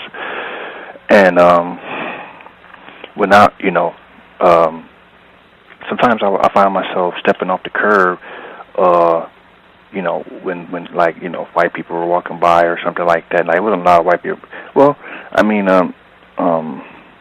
anyway, I found myself doing that. Nobody taught me that. I never seen that before. And to hear that was, you know, like a color law or something, like that was what was that? Was that something handed down in my? You know what I mean? Like, is that DNA, or was that just a natural react? Like, what am I? I mean, once I started realizing I was doing that, I stopped that. I said, the heck with that, man. I'm not moving out the way. I don't care if they old, you know. I don't care if they. I said, I'm not moving. You're just gonna have to move, you know. The heck with that, you know what I'm saying? I got embarrassed by that behavior, you know what I'm saying? But yeah, man, I would do that, and nobody taught me that. But I did that a couple times. I stepped off the curb, you know what I'm saying? And plus, you know, moving aside and letting people pass and things like that. So all that abuse, man, I guess maybe it's something about it that's, you know, we know that they're dangerous people. I found it interesting that Birth of a Nation, the Klansmen, and then when they made that movie, Birth of a Nation, how that sparked off, you know, they seen that movie, and then boom, all of a sudden, you know, all these white people, white males and whatnot, joined the KKK. Like, a movie was able to do that, you know what I'm saying? And the people, I think the people that made that movie understood that, and you know, so that movies are powerful. I found that the toddler, the person that said that you're never too young. I said, you know, you can't teach them too young. I want my toddler to see this. You know, when people ask, what age should I teach I mean, not to mock them, you know what I'm saying, but I do find it a little strange, you know what I'm saying. But what age should I teach my child? You know what I'm saying? So, you know, white people's telling you right there, never too young, never too young. I want them to see this. This is my toddler. I'm putting him up on my shoulders. I want him to see this. Something that they understand that that will be transferred or transmitted or whatever, you know, no matter how young or whatever.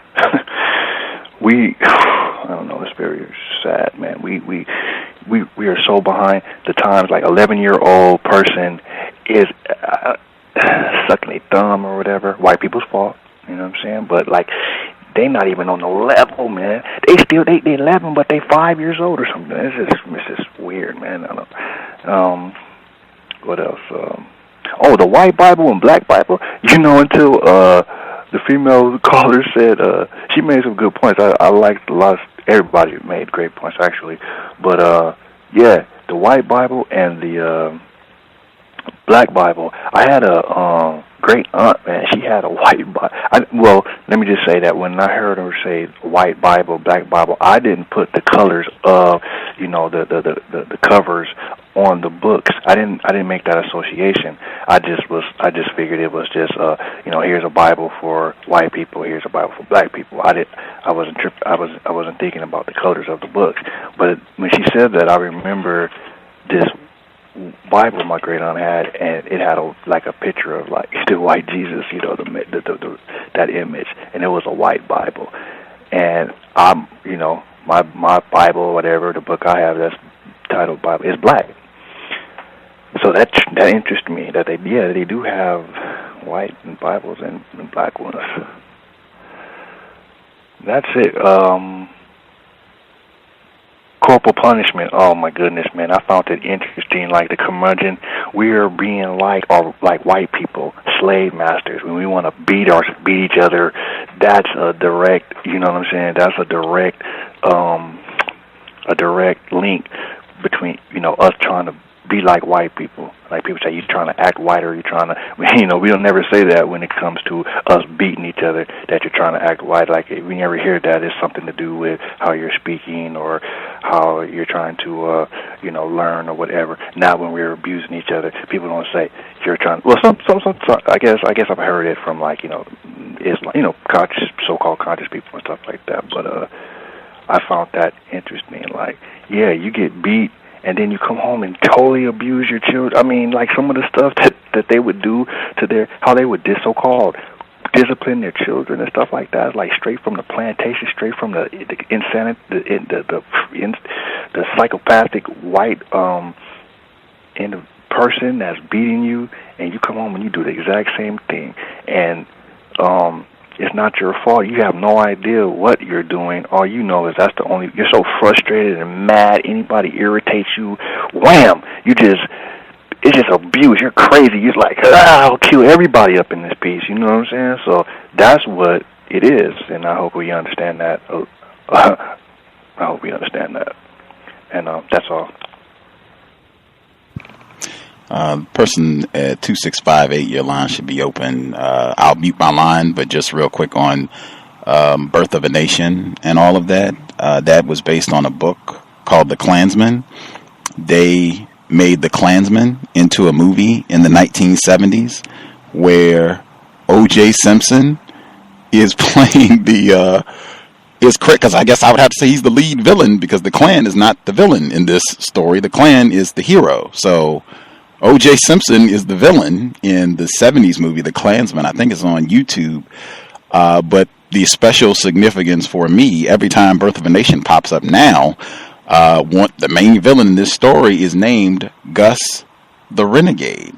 And I was explaining this to someone recently, and I went online to show them what Gus the Renegade looks like in Birth of a Nation. And when I put it in, it was all cow stuff. I had to dig a while to even get to Gus T Renegade. I had to dig through all the cow stuff to get in. But yeah, that is Gus T Renegade, Birth of a Nation, Klansman.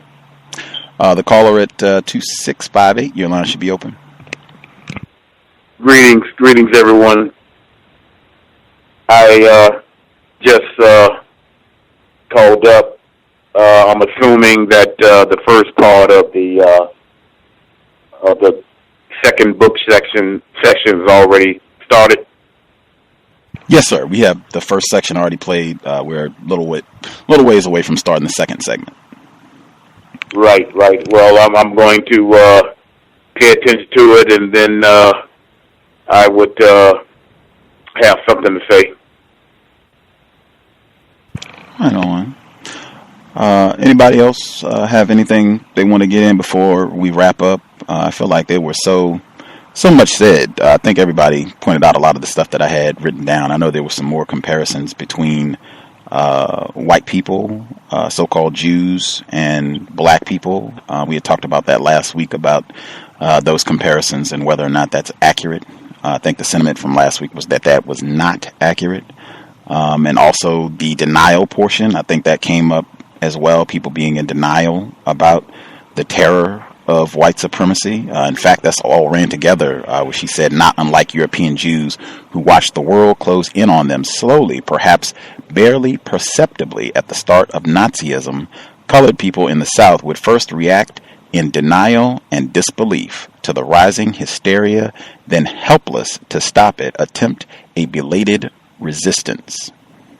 Not knowing and not able to imagine how far the supremacists would go. I would even say that is noteworthy, the fact that it's not white supremacists, because I think we had talked about last week that this book is very popular. White people seem to have lots of good things to say about this book and have really promoted it, and I think that helps white people, racists, tolerate a book like this where it's not really directly indicting white people, where just even something as simple as that, not saying white supremacists, just supremacists, and frequently comparing black people to white people. And I would also say, I think last week we talked about terms, race relations. That is a term I despise, because it's just not accurate. It's talking about it as though this is some sort of little spat that's been going on between two people or a group of people for a while, and that's not what this is at all. I think there are a couple lines. This will be my last point, so if anybody has anything that they want to say before we get to the second audio segment. But this, and again, I have the ebooks on my page number. I would give you the page numbers, but they won't mean anything if you have a hard copy. She writes, all told, talking about the Jim Crow statutes, quote unquote Jim Crow statutes. All told, these statutes only served to worsen race relations, alienating one group from the other and removing the few informal interactions that might have helped both sides see the potential good and humanity in the other. And I will just say again, if you do not understand white people, you will be confused about everything. It is not about white people seeing humanity in black people, seeing the good in black people. They are out to practice terrorism against everyone they say is not white forever. As she said in the book, and as I think we're seeing now, it is not getting better. It is getting worse. Trayvon Martin, Trevor Dooley. In fact, you can gear up. They're about to have another episode of Racial Theater with the Jordan Davis trial. This is white supremacy. We'll just be watching this forever unless we make some changes on our side, correct our behavior, and solve the problem. Neutralize white people. Anybody have anything they wanted to share before we get to second segment? I had a couple of items. One thing I wanted to mention was the generations after slavery. The book mentioned that the older people that remember the harsh treatment of slavery would try to tell the next generation, and they basically didn't want to hear it or turn a deaf ear to it. And a couple generations removed from it, then they start to forget the atrocities. And the book speaks about young whites that were weaned on a formal kind of supremacy, which the way we would say it is a more refined form of white supremacy. And they have grown more hostile to black than even their slaveholders' ancestors. Also, whites had separated almost everything. Like the female caller pointed out, North Carolina courthouse, where there was a white Bible, a black Bible, but one white Jesus. And by the time we got to George Swanson Starling, it was commonplace for people to think of black culture in a negative stereotype, either musicians, addicts of some kind, prostitutes, or preachers.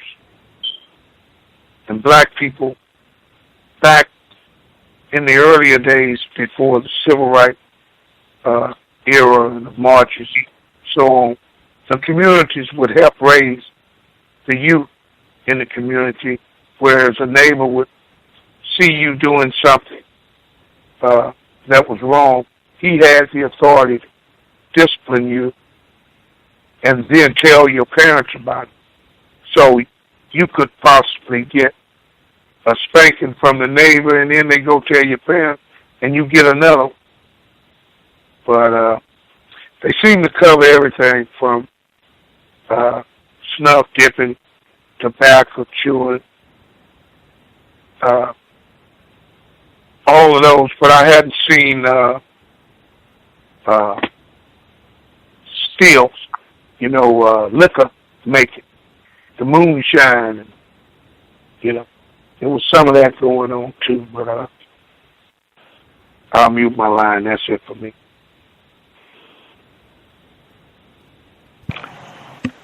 Any other quick comment? Oh, somebody go ahead.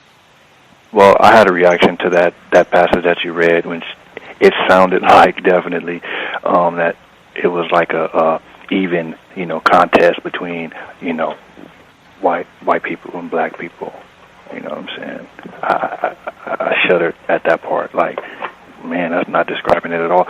And I think that just knowing that when you turn in your work, it gets edited by editor, and who knows, if that person was like, said, we need to take this out, this white supremacy, just say supremacy, and how black people maybe unconsciously, or whatever, if that's possible, but unconsciously edit themselves.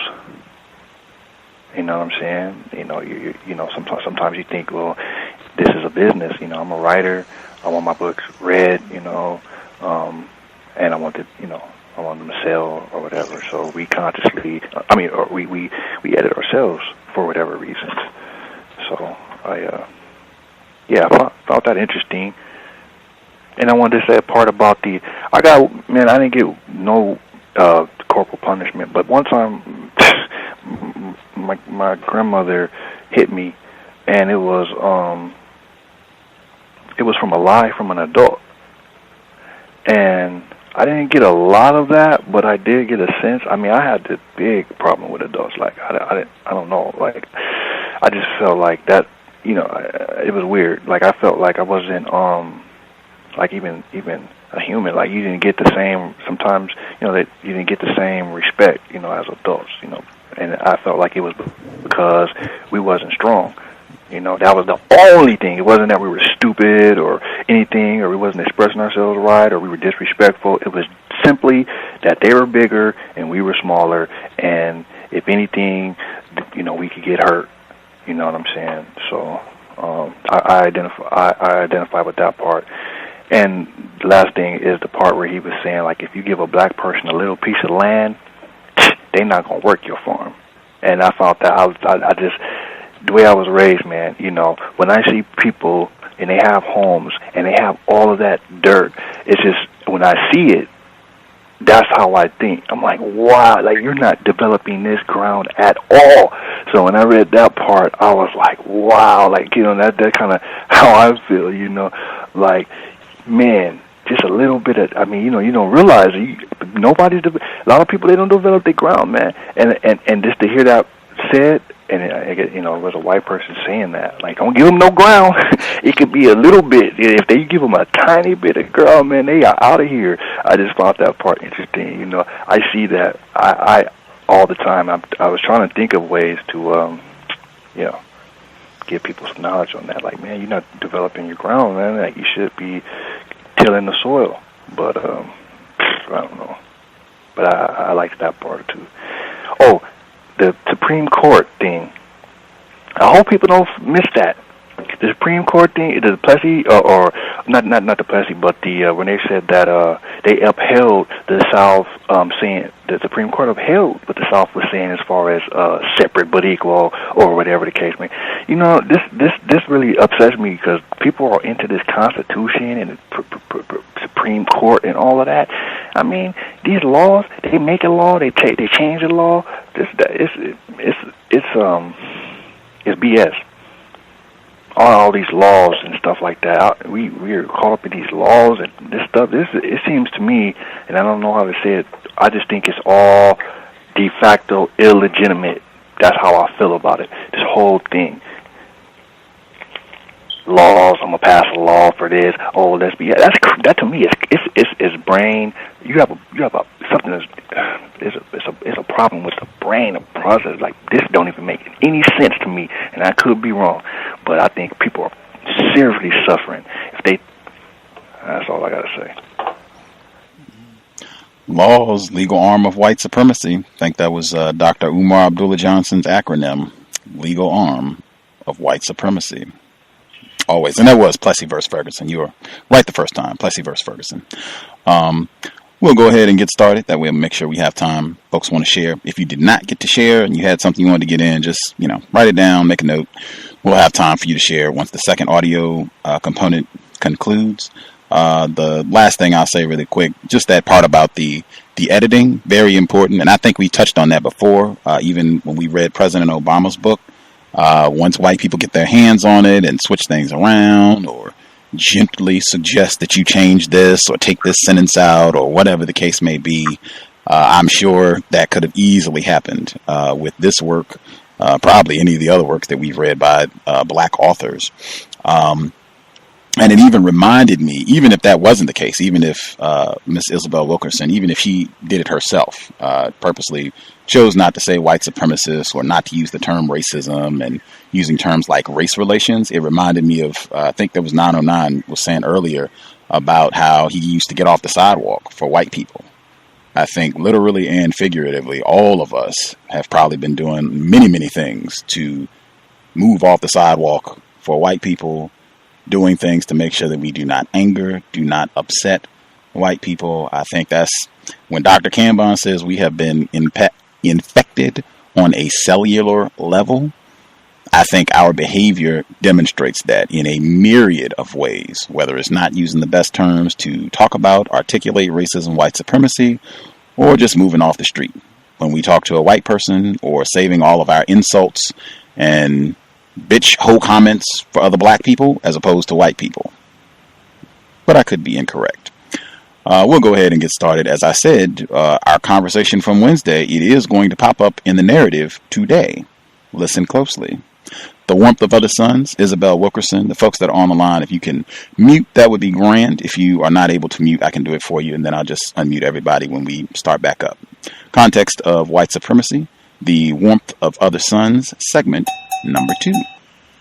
In this sexual testing of wills, Sambo was overcautious toward his wife. He told her if she kept it up with what he saw as flirting, he was going to kill her one day. She just laughed. He was always talking like that. Big George told his sister not to make light of her husband, but she didn't pay it any mind. One day, Sambo went to John's house and told Big George he was going rabbit hunting and needed some shells.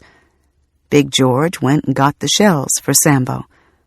A few minutes later, he heard a shot from the woods. "I guess Sambo done got him a rabbit," Big George said. Sambo had just killed Big George's little sister. These became some of Lil George's earliest memories. Each year, he saw his grandfather return from the planter's house after another dispiriting settlement and recount to the family what had transpired. At the end of every harvest, the planter would call John Starling up to the big house. John would knock on the back door, the only door colored people were permitted to enter, according to Southern protocol. He and the planter met in the planter's kitchen. "Come on in, George," the planter said. "Come here, boy. Come here. Have a seat. Sit down here." The planter pulled out his books. "Well, John," the planter began. "Boy, we had a good year, John." "Yes, sir, Mr. Burchard. I'm sure glad to hear that." "We broke even. You don't owe me nothing, and I don't owe you nothing."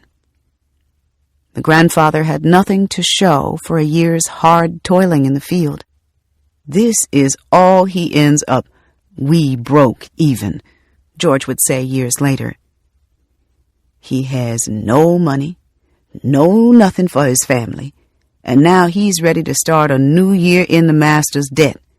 He'll start all over again. Next year, they went through the same thing. We broke even. The following year, the grandfather went to the big house and got the same news from Richard. Well, by God, John, we did it again. We had another good year. We broke even. I don't owe you nothing, and you don't owe me nothing. George's grandfather got up from the table. Mr. Richard, I'm sure glad to hear that, 'cause now I can go and take that bale of cotton I hid behind the barn and take it into town and get some money to buy my kids some clothes and some shoes. The planter jumped up. Oh, hell, John, now you see what... Now I got to go all over these books again. And when he go over those books again, George said long afterward, he'll find out where he owed that bale. He gonna take that bale of cotton away from him, too. John had no choice but to tell Richard about the extra bale of cotton. In the sharecropping system, it was the planter who took the crops to market or the cotton to the gin. The sharecropper had to take the planter's word that the planter was crediting the sharecropper with what he was due. By the time the planter subtracted the furnish, that is, the seed, the fertilizer, the clothes, and food, from what the sharecropper had earned from his share of the harvest, there was usually nothing coming to the sharecropper at settlement. There would have been no way for George's grandfather to sell that one extra bale without the planter knowing it in that constricted world of theirs. In some parts of the South, a black tenant farmer could be whipped or killed for trying to sell crops on his own without the planter's permission. Even though John wouldn't be able to keep the extra bale, Richard was considered a good share, a good boss, a good master, in George's words, 'cause he let us break even. Most other sharecroppers ended deeper in debt than before. They could never leave as long as they owed the master, George said. That made the planter as much master as any master during slavery, because the sharecropper was bound to him, belonged to him, almost like a slave. The anthropologist Hortense Powdermaker, studying the sharecropping system back in the 1930s, estimated that only a quarter to a third of sharecroppers got an honest settlement, which did not in itself mean they got any money. The Negro farmhand, a colored minister wrote in a letter to the Montgomery Advertiser in Alabama, gets for his compensation hardly more than the mule he plows, that is, his board and shelter. Some mules fare better than Negroes. There was nothing to keep a planter from cheating his sharecropper. One reason for preferring Negro to white labor on plantations, Powdermaker, a white northerner, observed, is the inability of the Negro to make or enforce demands for a just statement or any statement at all. He may hope for protection, justice, honesty from his landlord, but he cannot demand them. There is no force to back up a demand, neither the law, the vote, nor public opinion. Even the most fair and most just of the whites are prone to accept the dishonest landlord as part of the system. That did not keep some sharecroppers from trying to get what they were due after a hard year's labor. During the lull before harvest time, one of George's uncles, Boudros, went to the little schoolhouse down in the field and learned to read and count. When it came time to settle up over the tobacco George's grandmother Lena had raised, the uncle stood by while the planter went over the books with her. When they got through, George's uncle spoke up. "Ma, Mr. Richard cheating you. He ain't adding them figures right." The planter jumped up. "Now, you see there, Lena, I told you not to send that boy to school. Now he done learned how to count, and now done jumped up and called my wife a lie, 'cause my wife figured up these books." The planter's men came and pistol-whipped the uncle right then and there. The family had to get him out that night. "To call a white woman a lie?" George said. "They came looking for him that night. They came 15 or 20 of them on horseback, wagon." George's grandparents knew to expect it. We got to get you away from here 'cause you done called Mr. Richard a lie, and you know they ain't gonna like that. George was too young to understand what was happening, but heard the grown people talk about it in whispers. It was the middle of the 1920s, and George never knew exactly where the uncle went. The particulars were never spoken. They hid him out, was all George would say. He left from out of there. Little George and his parents didn't stay in Alachua much longer after that. They fled to St. Petersburg on the Gulf of Mexico, where they would no longer be under a field boss or overseer.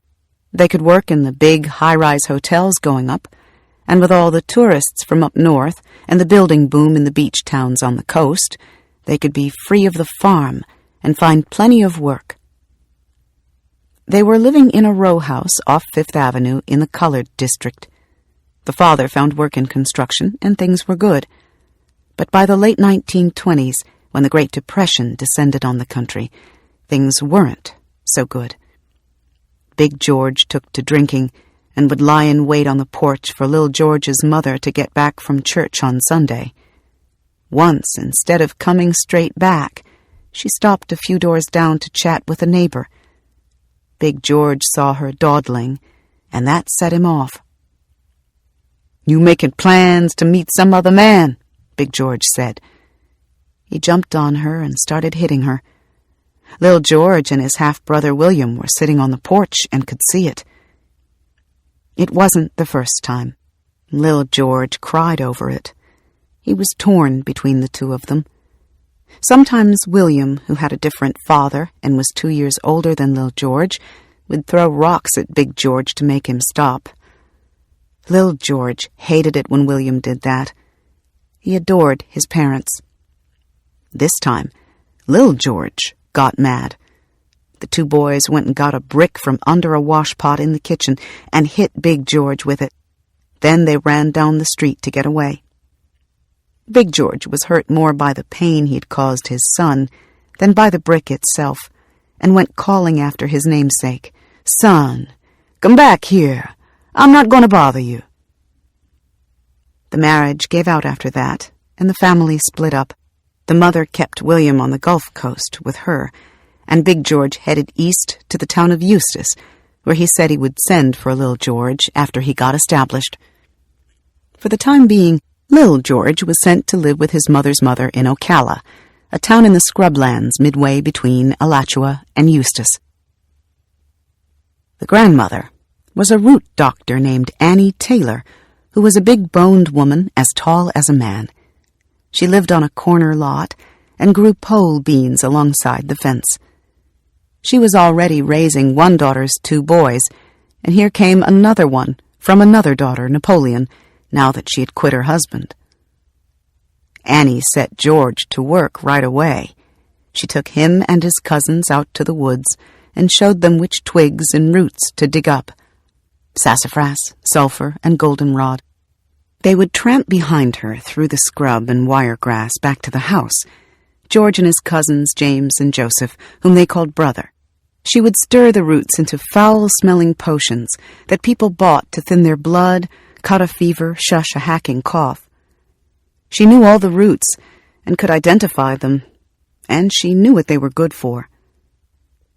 The boys were her nearest patients, and every season brought a new torture: sulphur and cream of tartar at the first sign of spring to thin the blood for the summer, castor oil to clean your system out in the winter, balls of asafoetida hung around the neck to ward off flu and tuberculosis, the asafoetida resin rolled up like flour dough and smelling only slightly worse than cow dung. She put the asafoetida paste into little sacks and made necklaces for the boys to wear, which they took off and put in their pockets as soon as they got from around her. In between, she plied them with goldenrod for fever, asafoetida with whiskey for a bad cold, and any number of bitter-tasting concoctions that made the boys hate to get sick. If she detected a cold in the chest, she unscrewed the top of the kerosene lamp, tipped it over a spoonful of sugar, and let 4 or 5 drops of kerosene saturate the sugar. Then she stuck the spoon into their tight faces for them to swallow, There was no point in trying to run and hide. "You better not be talking about no run and hide," George said years later. "She didn't play that. Now you gonna get a whipping on top of it." The 3 little boys were left in Annie Taylor's care because there was a great churning among the young people of working age like her daughters.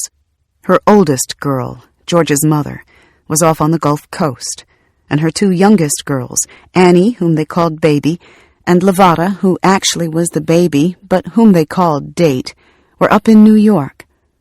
Baby couldn't keep little James and brother in New York with her, so she left them with her mother to raise, like a lot of migrants did when they went up north. Young people like them weren't tied to a place like their slave grandparents had been forced to, and they weren't content to move from plantation to plantation like their parents. Ever since World War I had broken out and all those jobs had opened up in the North, there had been an agitation for something better, some fast, new kind of life where they could almost imagine themselves equal to the white people.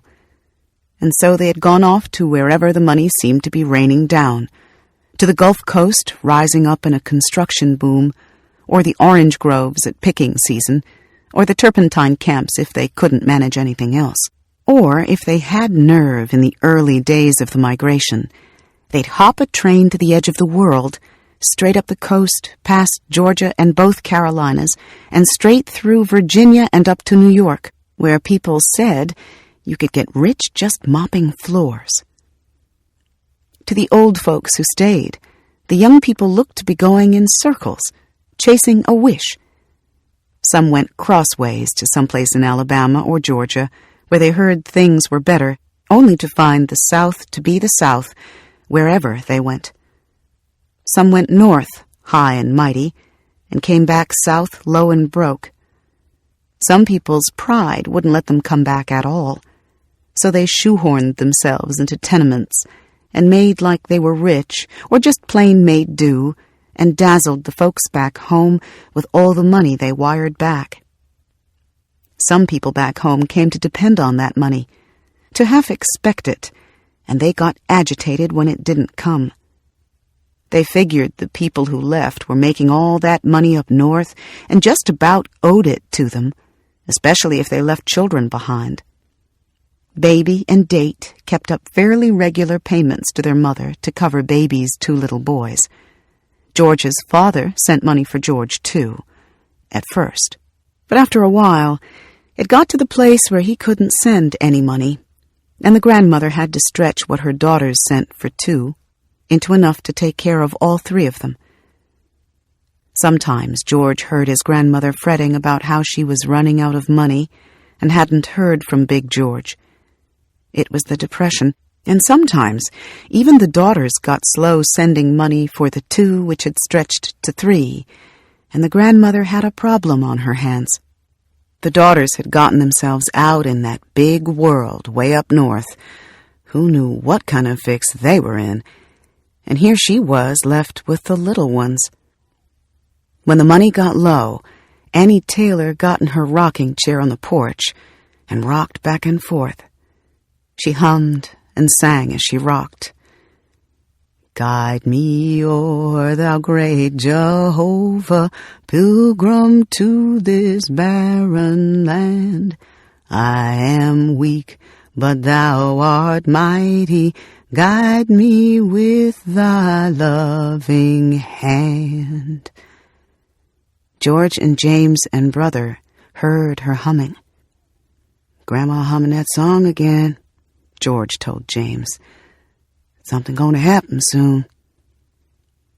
The palm of her hand started to itch, or so she said, and before long a Western Union man came rolling up the street, announcing a telegram from Miss Annie Taylor.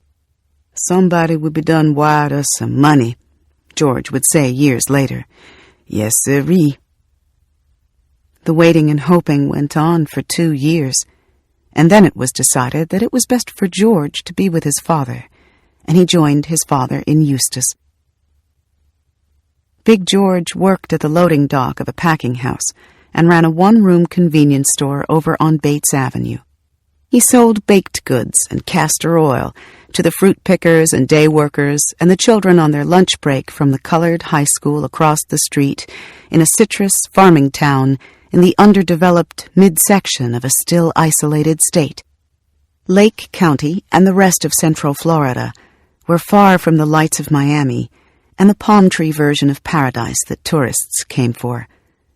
This was the Florida that had entered the Union as a slave state, where a Florida slaveholder could report without apology in 1839 that he worked his slaves in a hurrying time till 11 or 12 o'clock at night and have them up by 4 in the morning.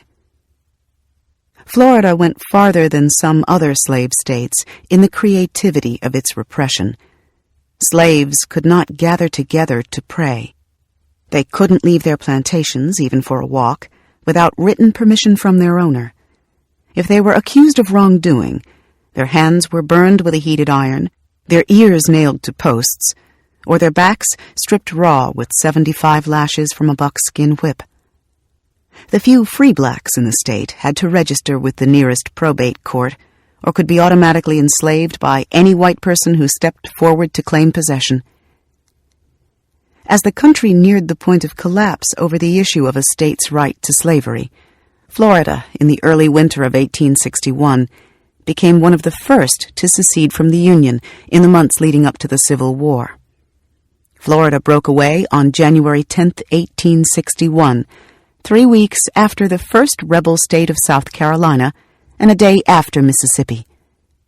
Florida heartily joined the new country whose cornerstone, according to the Confederacy's Vice President Alexander Hamilton Stevens, was the great truth that the Negro is not equal to the white man, that slavery, subordination to the superior race, is his natural and normal condition. This new government, Stevens declared, is the first in the history of the world based upon this great physical, philosophical, and moral truth.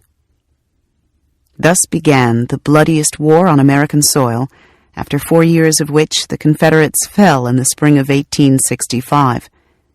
Immediately, Florida, Mississippi, and Texas took steps to begin imposing a formal caste system, becoming the first in the South to do so. They hastened to pass laws restricting the newly freed people barely before the cannons had cooled.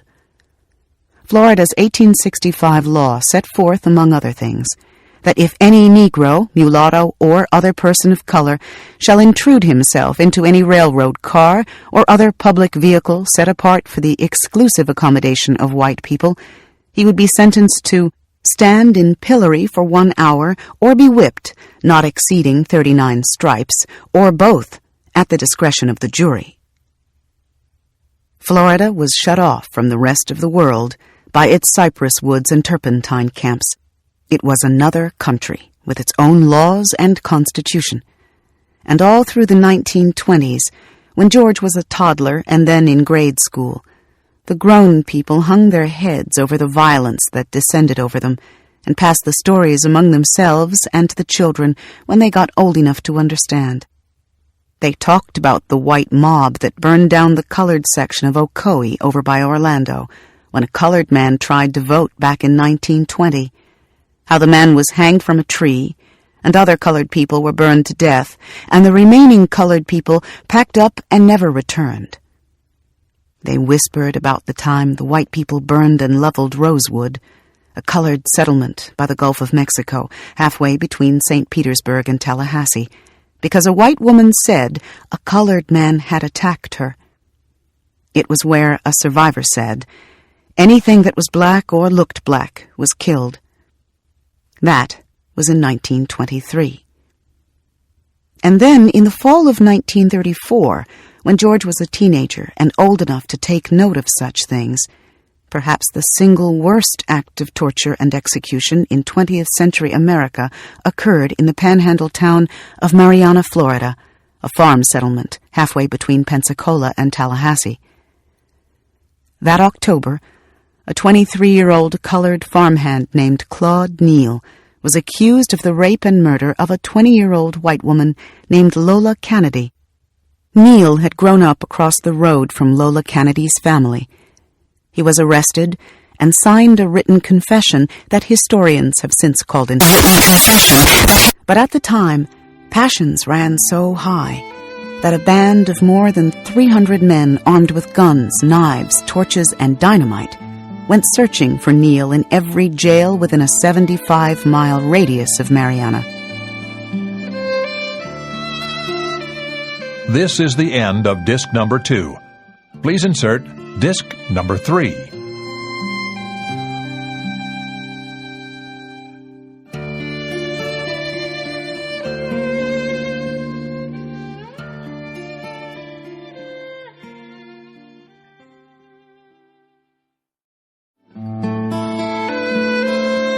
This is disc number 3.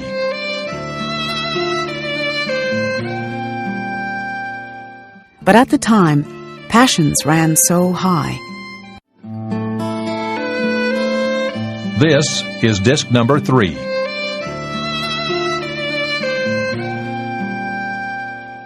But at the time, the manhunt forced the authorities to move Neil across the Panhandle from Mariana to Panama City by car, to Camp Walton by boat, to Pensacola by car again, with the mob on their trail at every turn. Finally, the Escambia County Sheriff, fearing that his jail in Pensacola was too dilapidated to withstand attack, decided to take Neil out of state altogether to the tiny town of Brewton, Alabama, 55 miles north of Pensacola. Someone leaked Neil's whereabouts, and a lynching party of some 100 men drove several hours on Highway 231 in a 30-car caravan from Florida to Alabama. There, the men managed to divert the local sheriff and overtake the deputy. They stormed the jail and took Neil, his limbs bound with a plow rope, back to Mariana. It was the early morning hours of October 26th, a Friday. Neil's chief abductors, a self-described Committee of Six, an oddly officious term commonly used by the leaders of Southern lynch mobs, set the lynching for 8 p.m., when most everyone would be off work. The advance notice allowed word to spread by radio, teletype, and afternoon papers to the western time zones. Well before the appointed hour, several thousand people had gathered at the lynching site. The crowd grew so large and unruly, people having been given sufficient forewarning to come in from other states, that the Committee of Six, fearing a riot, took Neil to the woods by the Chipola River to wait out the crowds and torture him before the execution. There his captors took knives and castrated him in the woods. Then they made him eat the severed body parts and say he liked it, a witness said. One man threw up at the sight, wrote the historian James R. McGovern. Around Neil's neck, they tied a rope and pulled it over a limb to the point of his choking before lowering him to take up the torture again. Every now and then somebody would cut off a finger or toe, the witness said. Then the men used hot irons to burn him all over his body in a ritual that went on for several hours. It is almost impossible to believe that a human being could stand such unspeakable torture for such a long period, wrote the white undercover investigator retained by the NAACP. The crowd waiting in town never got to see Neil die. The Committee of Six decided finally to just kill him in the woods. His nude body was then tied to the back of a car and dragged to the Kennedy House, where men, women, and children stabbed the corpse with sticks and knives. The dead girl's father was angry that Neil was killed before he could get to him. "They done me wrong about the killing," the father said. "They promised me they would bring him up to my house before they killed him and let me have the first shot. That's what I wanted." The committee hanged the body from an oak tree on the courthouse lawn. People reportedly displayed Neil's fingers and toes as souvenirs. Postcards of his dismembered body went for 50 cents each. When the sheriff cut down the body the next morning, a mob of as many as 2,000 people demanded that it be rehanged. When the sheriff refused to return it to the tree, The mob attacked the courthouse and rampaged through Mariana, attacking any colored person they ran into. Well-to-do whites hid their maids or sent cars to bring their workers to safety. "We needed these people," said a white man who sat on his porch, protecting his interests with a loaded Winchester. Florida Governor David Schultz had to call in the National Guard to quell the mob. Across the country, thousands of outraged Americans wrote to President Franklin D. Roosevelt, demanding a federal investigation. The NAACP compiled a 16-page report and more files on the Neal case than any other lynching in American history. But Neal had the additional misfortune of having been lynched just before the 1934 national midterm elections, which were being seen as a referendum on the New Deal itself. Roosevelt chose not to risk alienating the South with a Democratic majority in Congress at stake. He did not intervene in the case. No one was ever charged in Neal's death or spent a day in jail for it. The Jackson County grand jury, in the common language of such inquests, reported that the execution had occurred at the hands of persons unknown to us. Soon afterward, it was learned that Neal and the dead girl, who had known each other all their lives, had been lovers, and that people in her family who discovered the liaison may have been involved in her death for the shame it had brought to the family. Indeed, the summer after Neal was lynched, the girl's father was convicted of assault with intent to kill his niece because he suspected that that side of the family had had a hand in his daughter's death. In sentencing the father to 5 years in prison for attacking the relative, the judge said, "I hate to pass this sentence on an old man such as you, but I must do it. To be perfectly fair with you, I don't believe you have any too many brains." The father replied, "Yes, Judge, I am plumb crazy." Thereafter, Florida continued to live up to its position as the southernmost state with among the most heinous acts of terrorism committed anywhere in the South. Violence had become such an accepted fact of life that in 1950, the Florida governor's special investigator, Jefferson Elliott, observed that there had been so many mob executions in one county that it never had a Negro live long enough to go to trial. The grown people's whispers of unspeakable things seeped into George's subconscious like a nursery rhyme, even though he was too young to know the particulars or understand the meaning of it all.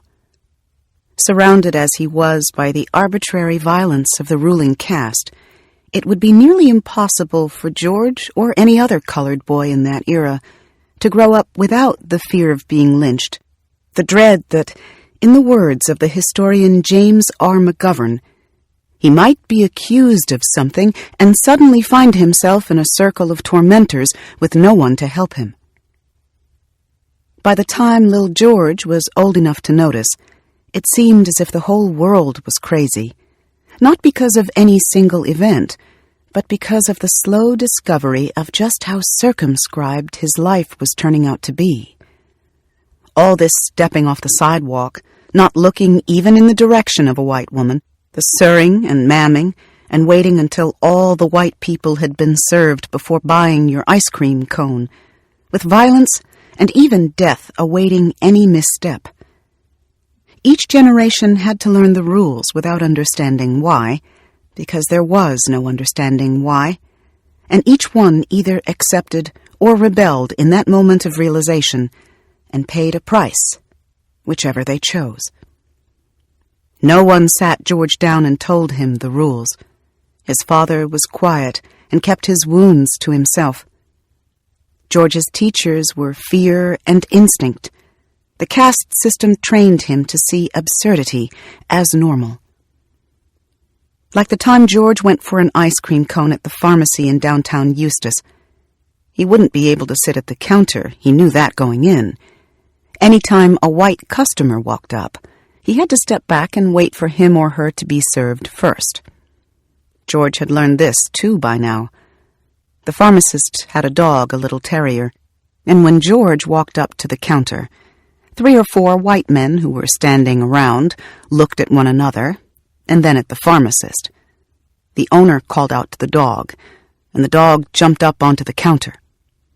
When the pharmacist had everyone's attention, he turned to the dog. "What would you rather do?" the pharmacist asked the dog. "Be a nigger or die?" The dog rolled over on cue. It flipped onto its back, folded its legs, shut its eyes, and froze. The grown people at the counter and up front near George shook with laughter. George was a teenager and outnumbered. He was the only one of his kind in this place. All he could do was stand there and take it. Any other response would require an explanation. "What's the matter with you, boy? You don't like it?" he could hear them saying. All kinds of thoughts went through his mind. "A whole lot of things," he said. "How you'd like to kill all 'em for one thing." On its face, it looked to be a black-and-white world, but George learned soon enough that the caste system was a complicated thing that had a way of bringing out the worst in just about all concerned.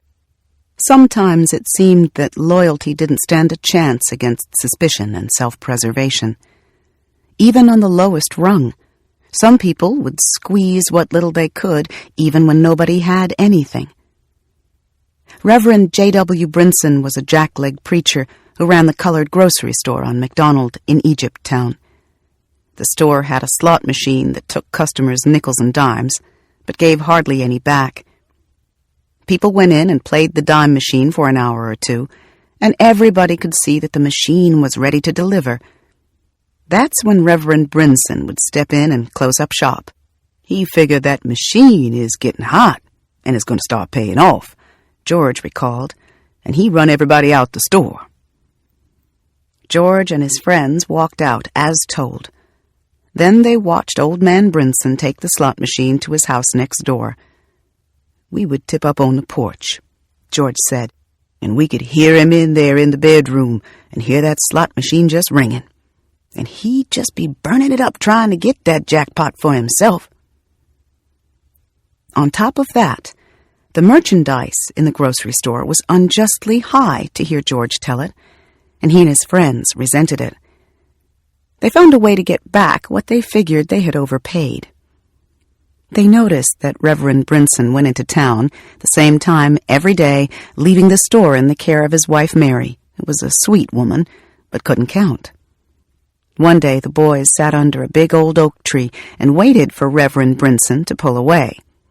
Then they went in and played nice to Miss Brinson.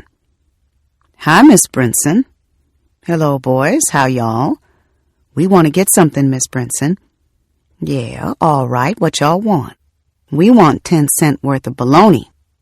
The Brinsons had a scale in the back of the store where the icebox was, which required Miss Brinson to go back in the icebox, get the roll of bologna, and bring it to the butcher block near the counter.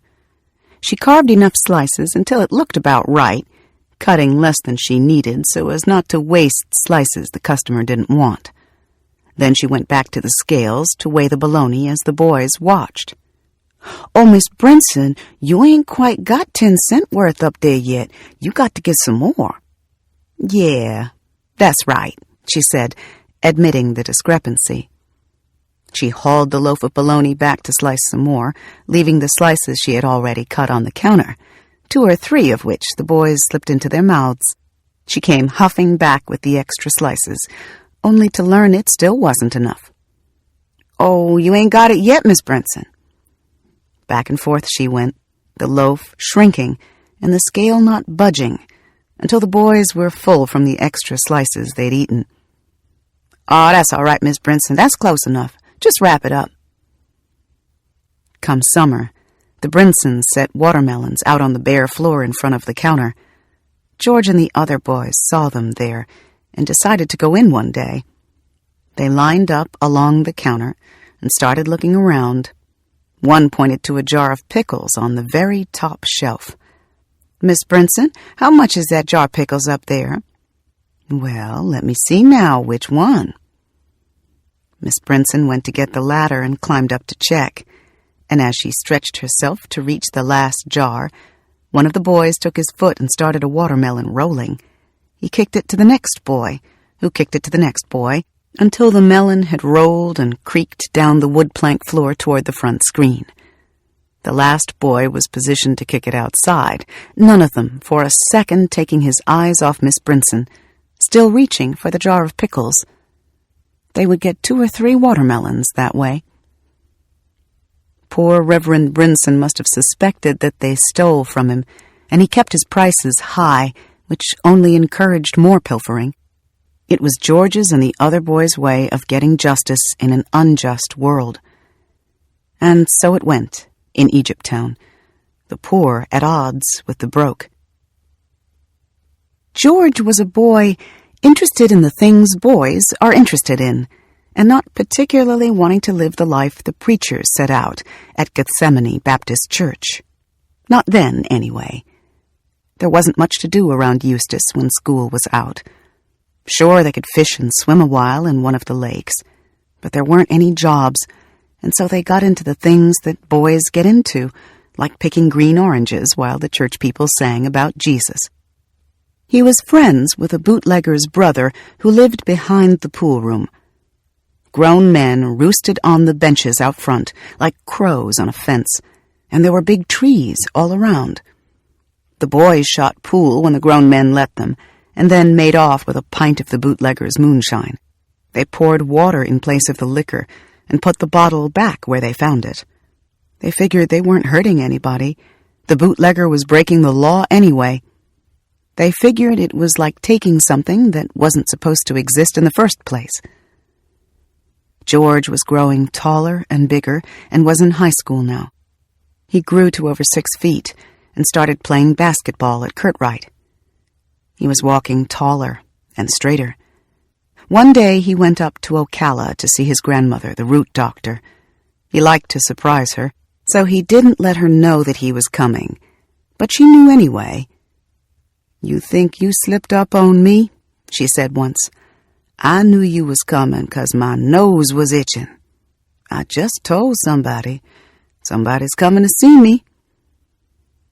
She saw the change in him, how he was wearing grown folks' clothes, walking taller, straighter, suddenly aware of how he looked in a mirror.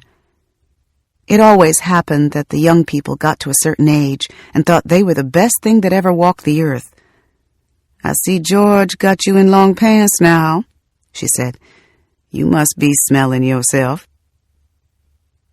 It's true that George got into his share of devilment, but fortunately for him, it turned out that he had a thing for numbers and words. He could remember just about anything that was said in front of him, and school came easy to him. He devoured books, even though they were the white school's leftovers and had pages missing. He started to think about how he could escape this place, maybe even go to college. The kids noticed and looked to George to help them with their lesson, but they seemed to wish they didn't have to ask.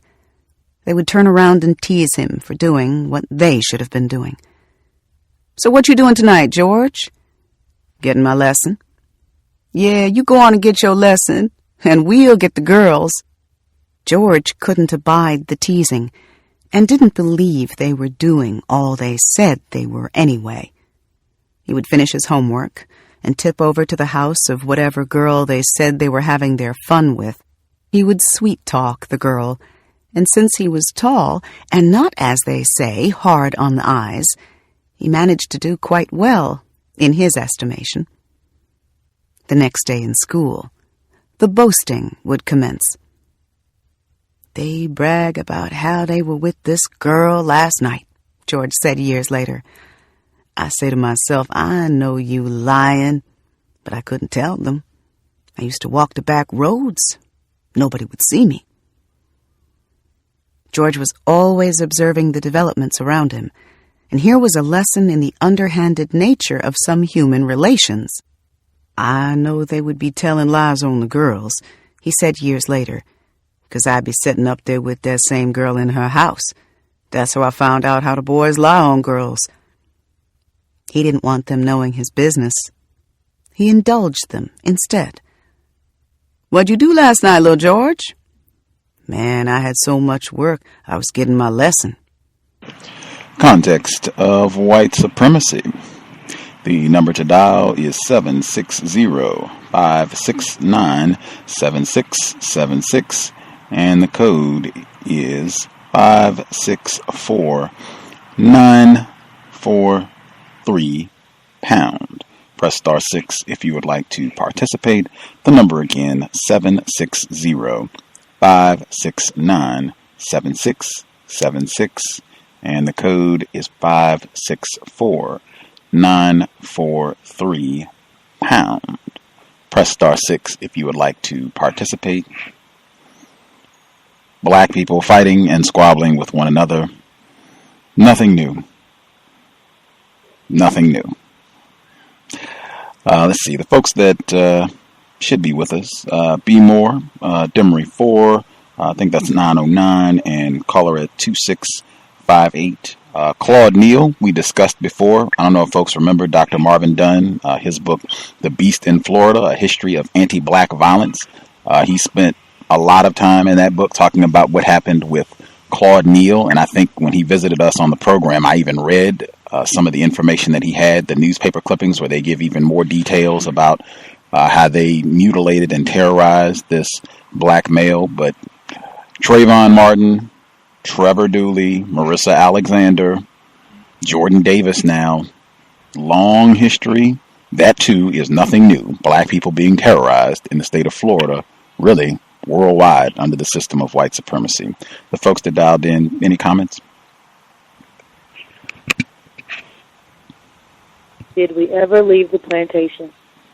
When it was talking of the planter and how he was basically kept telling George that they broke even or whatever. When it first started on that segment, I thought they were talking to a dog. The planter was saying, "Come here, George. Come here, boy. Sit here." I don't know, it just reminded me of a way a person talks to a dog. But as we can see, later on in the book, of course, non-white people are treated worse than dogs. I took note of when little George went into the restaurant or wherever he was at, and the owner of the restaurant had his dog get up on the counter and said, "Would you rather be a nigger or would you rather be dead?" And his dog played dead. And yeah, that was really really crazy. But I thought about how everybody was making a comparison of Michael Vick and George Zimmerman when the Zimmerman trial was going on. But yeah, I think that's really crazy that they would train their dog to play dead rather than be a quote-unquote nigger. What the heck? The whole talk about domestic violence, talking about how males beat females to feel some sense of manhood, since racist man, woman, and child has taken it. I'm glad that they, discussed that, and as you said, the timing's perfect. And then back to the did we ever leave the plantation, how this is supposed to be back then, about non-white people not being able to group together, but it's pretty much still the same thing. Whenever we come together, they think that we're in a gang or we're about to do some type of destruction, so they still don't like that.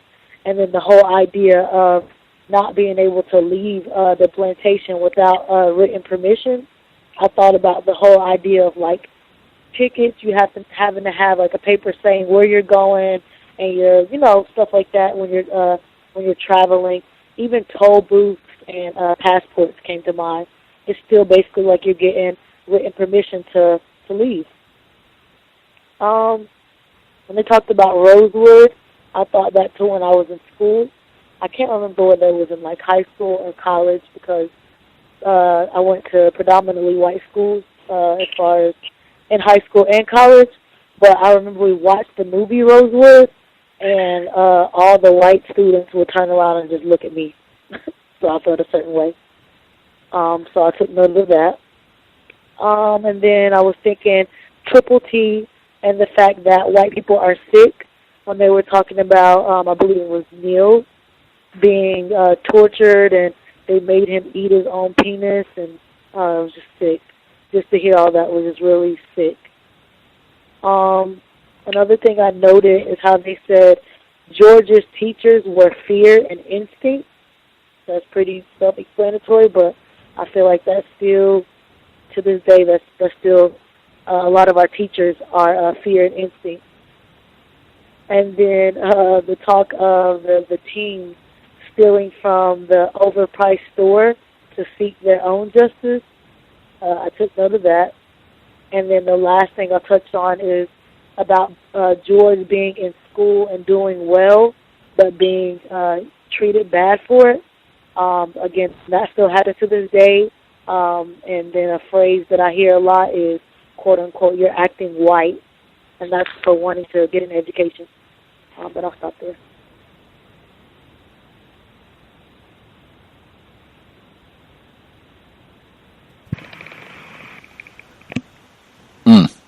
Yeah, the dog scene was quite remarkable. White people. They said Florida was a haven for white people really flexing their imaginations with regards to racism, white supremacy. That was a whole new creative way of manifesting your trifling and tackiness. See, 909, Mr. Demery 4, the caller at 2658, you all should be with us as well. Can I be heard? Yes, sir. Yes, that reminds me that I know you were always mentioning a movie called Nothing But a Man. I finally saw that movie last night, and the main character, Duff, was Ivan Dixon, and he was struggling with, being a man. And his idea, he was a man, and he conducted himself as a man, but the environment pressured against him, and it caused him to turn inward, and then eventually against his mate, his wife, who actually loved him. And which just goes to show that, in a system of white supremacy, whereas the slave master could take your women anytime that they pleased them, the men could do nothing. And it's an attempted marriage. And how could you have a woman, when someone could just come and do what he wanted with her at any time? And so that came to mind in, the segment that you played at the beginning, with Mr. Fuller.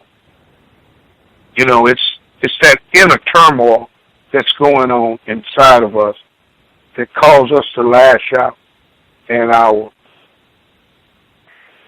people that look like us. And it's actually a form or a lack of self-respect when we lash out at our loved ones and people who look like us. Sambo killed Big George's sister, actually with shells that Big George had given to him. And, I thought that the author probably should have, stayed with that a little bit further, because I can't see Big George just accepting that and going on, especially since he was the one that provided the shell. It would seem like an order of revenge would be, applicable in this particular case. But the part about the roots and the different herbs that were being used for different types of cures, that's generally been a part of our culture. And the as fidelity reminded me of the novel The Bluest Eye, because that particular root was mentioned in that. I know that castor oil was used a lot. I can remember being given castor oil when I was a child. Man, did we hate that stuff. And the book pointed out the mispronunciation of the starling's name. Well, one thing in particular is that it reminds you that that's a practice that white people do. And it shows that they are devaluing you. They don't even take the time to pronounce your name correctly. But what's more important is when you don't complain about it or you allow them to continue to mispronounce your name, that's got to be, a form of disrespect and a lack of self-respect on the person's part that will allow that to continue to happen. The children being raised by grandparents is a common thing. Money not coming in on a regular basis. The poor grandmother calling on white Jesus for help. And somehow, little George was saying his hands get to itching or whatever. Some money was coming on Western Union. It's superstition, combined with just irresponsibility of people that bring kids into the world and then do not take on the responsibility of sharing in the rearing of that particular child. Florida went further than some other slave states in creativity of their repression. That's like a nice way of saying that Florida was one of the worst slave states on mistreatment, lynchings, terrorist acts against black people. And what is really sickening, and every time I hear this guy's name, it makes me nauseous. FDR, Franklin Delano Roosevelt, sitting as chief executive of the country and did nothing in the face of a murder of Claude Neal, chief executive of the United States, a racist, of which you could probably put every president that we ever had in the same category. I despise those guys. And the last thing that I made note of was the Reverend J.W. Brinson, jackleg preacher. I suspect his only religion was the religion of white supremacy. And I'll mute my line. Thank you. The person, I want to make sure we get the person who hadn't shared it all yet, and then 909 and 2658, y'all should be with us as well. But the caller at 7868, last four digits, 7868. Did you have a comment? Yes, more than a comment, I had a question. I don't know, you can stop me if this isn't the correct forum to ask this question, but I actually wanted to ask a question about one of your shows in the archives. One of the, someone called in and they shared an inappropriate joke that had been told during a diversity training, and I personally didn't understand the joke. I didn't get why this joke was funny, and neither did the person that I retold it to. And so I'm just going to relate the joke, and if anyone can chime in and tell me how this is funny, I would appreciate that, because I guess I just don't understand white humor. The joke is that what are 4 black people driving off a cliff? Oh, and then the punchline is my friends, and I didn't get it. Right. It's racism, white supremacy. It's that you don't get it is it's not a problem. It's one of those things where it's just racism. It's not funny. It's just that's the way that white people think about black people. It's almost like the thing with the dog. Like, matter of fact, I can explain the joke, and then other people, they can give their thoughts on this. Actually, we'll table it. I'll give you a shot right now. If this doesn't make it clear, we'll make sure we carve out like 5 minutes at the end if you need more commentary on this, just so we have more time for folks to share on the book. But the short thing that I would say, since we're on Florida, I saw the other day, it was a white guy on Twitter, and he had all these racist images, right? And I said, we do not understand the mind of white people. One of the images he had on his page, he had taken a photograph of Trayvon Martin's corpse, and he arranged the limbs to form a swastika.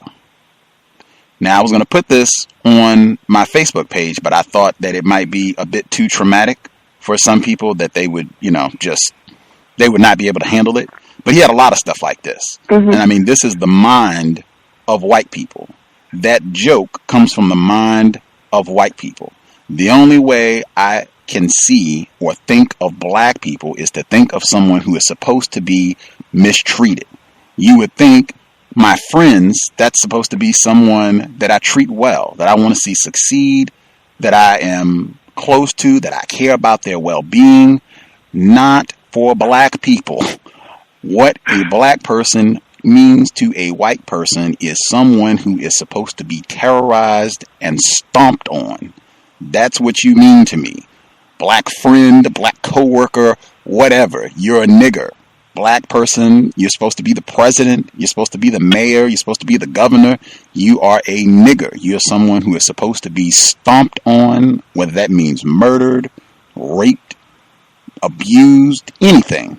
Any sort of terrorism that I can think of, chopping off your genitals and feeding them to you, that is what black people, non-white people represent to white people. So I think with that joke, in terms of black people, we do not understand the way that white people see us. And I think that was because I think some other people said that they were confused, like they didn't get it. And I think that's white people. That's the way they see us, all of us. Does that make it clear, or is it still not really? That makes it very clear, and I feel it's so clear. I feel stupid for not having understood that before. Don't feel stupid. Thank you, sir. All good, all good. Don't feel stupid. Don't feel stupid. It's just, I mean, you don't get that type of, none of us. I would have missed it probably if I love racist jokes. That's the type of thing. I was mad that I hadn't already heard that one before. But I mean, you don't get that type of training if you don't have people talking honestly. That's what they've been saying in this book the whole time, that Little George and Ida Mae, all these different black people, that they didn't have older people talking to them about racism. I think even with Little George, he said that his parents and the older people, that they whispered about what happened at Rosewood. He said he almost got this information subconsciously. And I think that's why there's so much confusion, where we're trying to be cool with white people and we're trying to be friendly with them and see the good in them and hoping that, oh no, this is in the past. They're not doing this anymore. Claude Neal, that was the 1930s. That's almost 100 years ago. No. This is white people. And that the joke that this person, I mean, that is a brilliant illustration of the pathology of white people, all of them. And I think it was a white female too, if I'm not mistaken, so that we don't leave them out. It was. And then actually, I do have a comment on the book. I just wanted to say that I enjoyed that she touched upon the root doctor, who was the grandmother. I think that it saddens me that history and that tradition hasn't really been passed along to our generation, and it probably won't be passed on to the generations that are coming after us, because we live in a world where all of our food is being manipulated, our medicines are making us sick, and we need to be able to heal ourselves.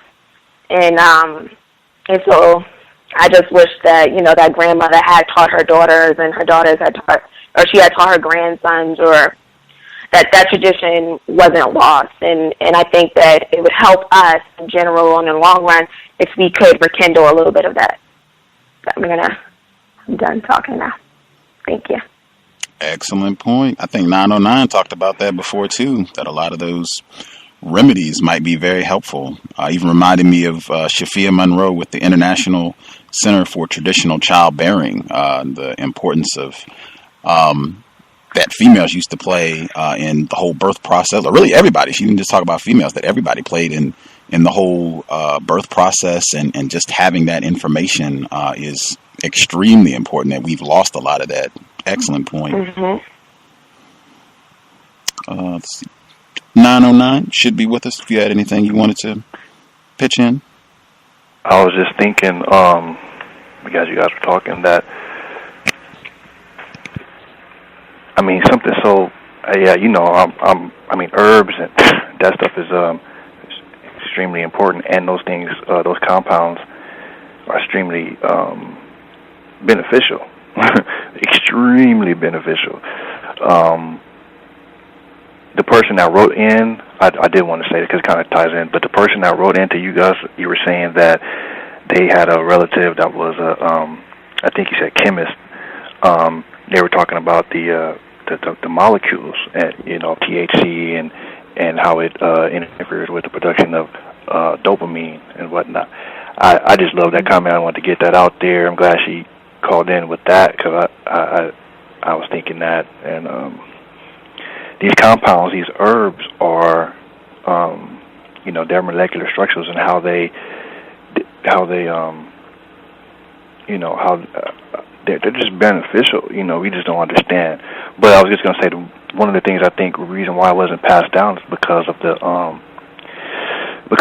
perversion of the medicine. Everybody was so you know, traumatized and brainwashed and stuff like that. Like you had a bad memory of taking medicine. It's like, I had to take this medicine. It was nasty, and if I didn't want to take it, I would get beat. So that's perversion. Something that is going to help you immensely, but it gets perverted, and then people don't want nothing to do with it.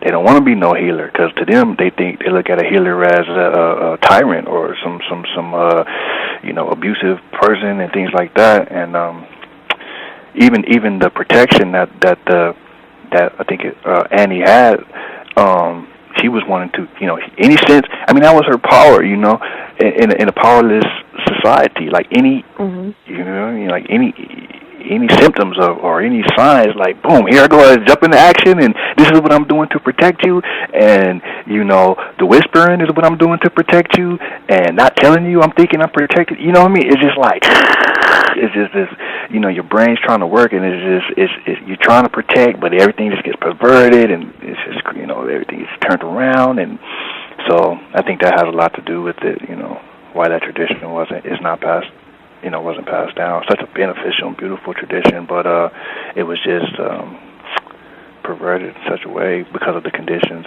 you know, that they were going through. You know, when somebody asks, you know, are we still in the plantation, or if we ever left? Of course not. You know, I doubt it. I mean, it's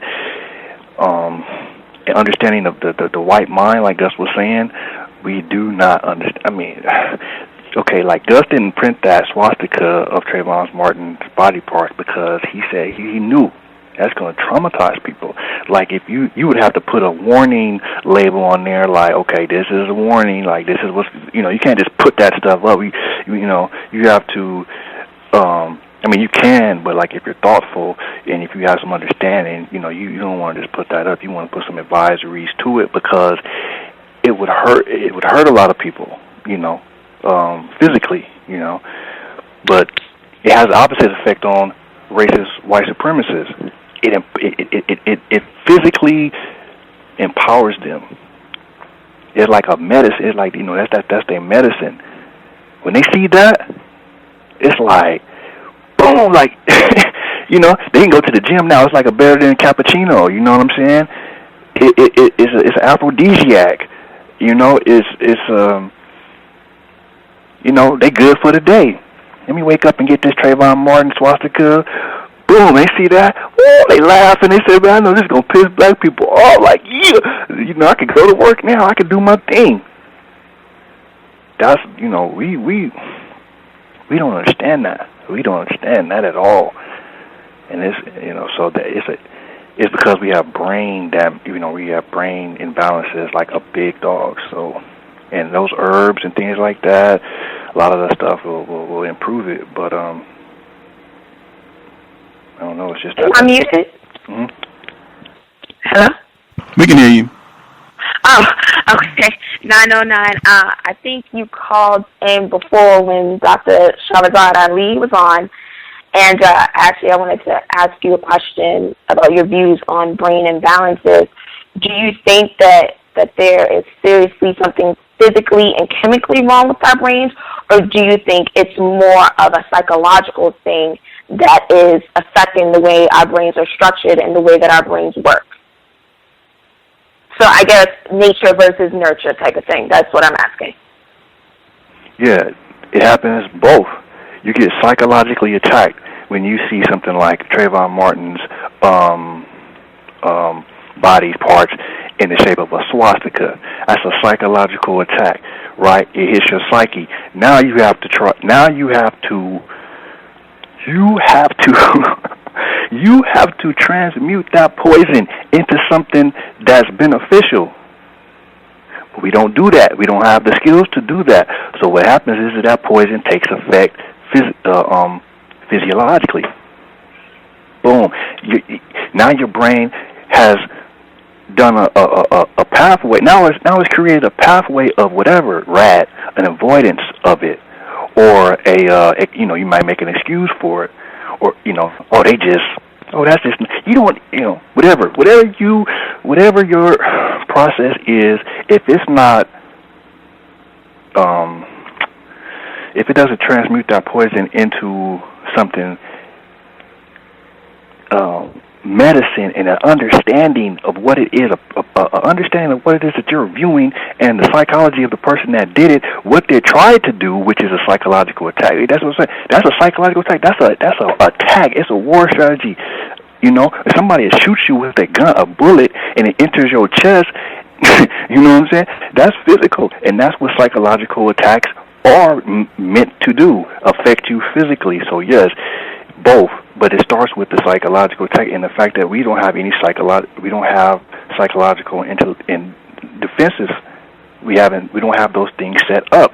So when we, people have described the television and movies as a most dangerous thing ever, and we watch that stuff all. I don't, but I'm saying as other people, that ain't just me. I can't do nothing by myself. But that stuff is coming in all the time. The kids is coming in, boom, boom, boom. Like you get a psychological, So yeah, we are physically jacked, physically. So that's just the answer. It's a sad thing. I don't want to say it. I ain't proud of it, but it's a physical thing. We ain't addressing that. Right. Somebody. So I was going to say that's a good point that you made about movies and television. Like, black people are actually the largest consumers of media. And all of the media is created in a way that's going to hurt us. So in a negative way, it's going to affect us negatively. And it's just a really bad, vicious cycle in my mind.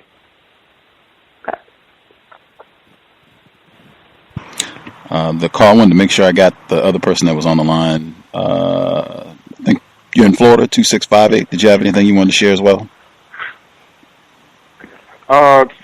Yes, I guess I can.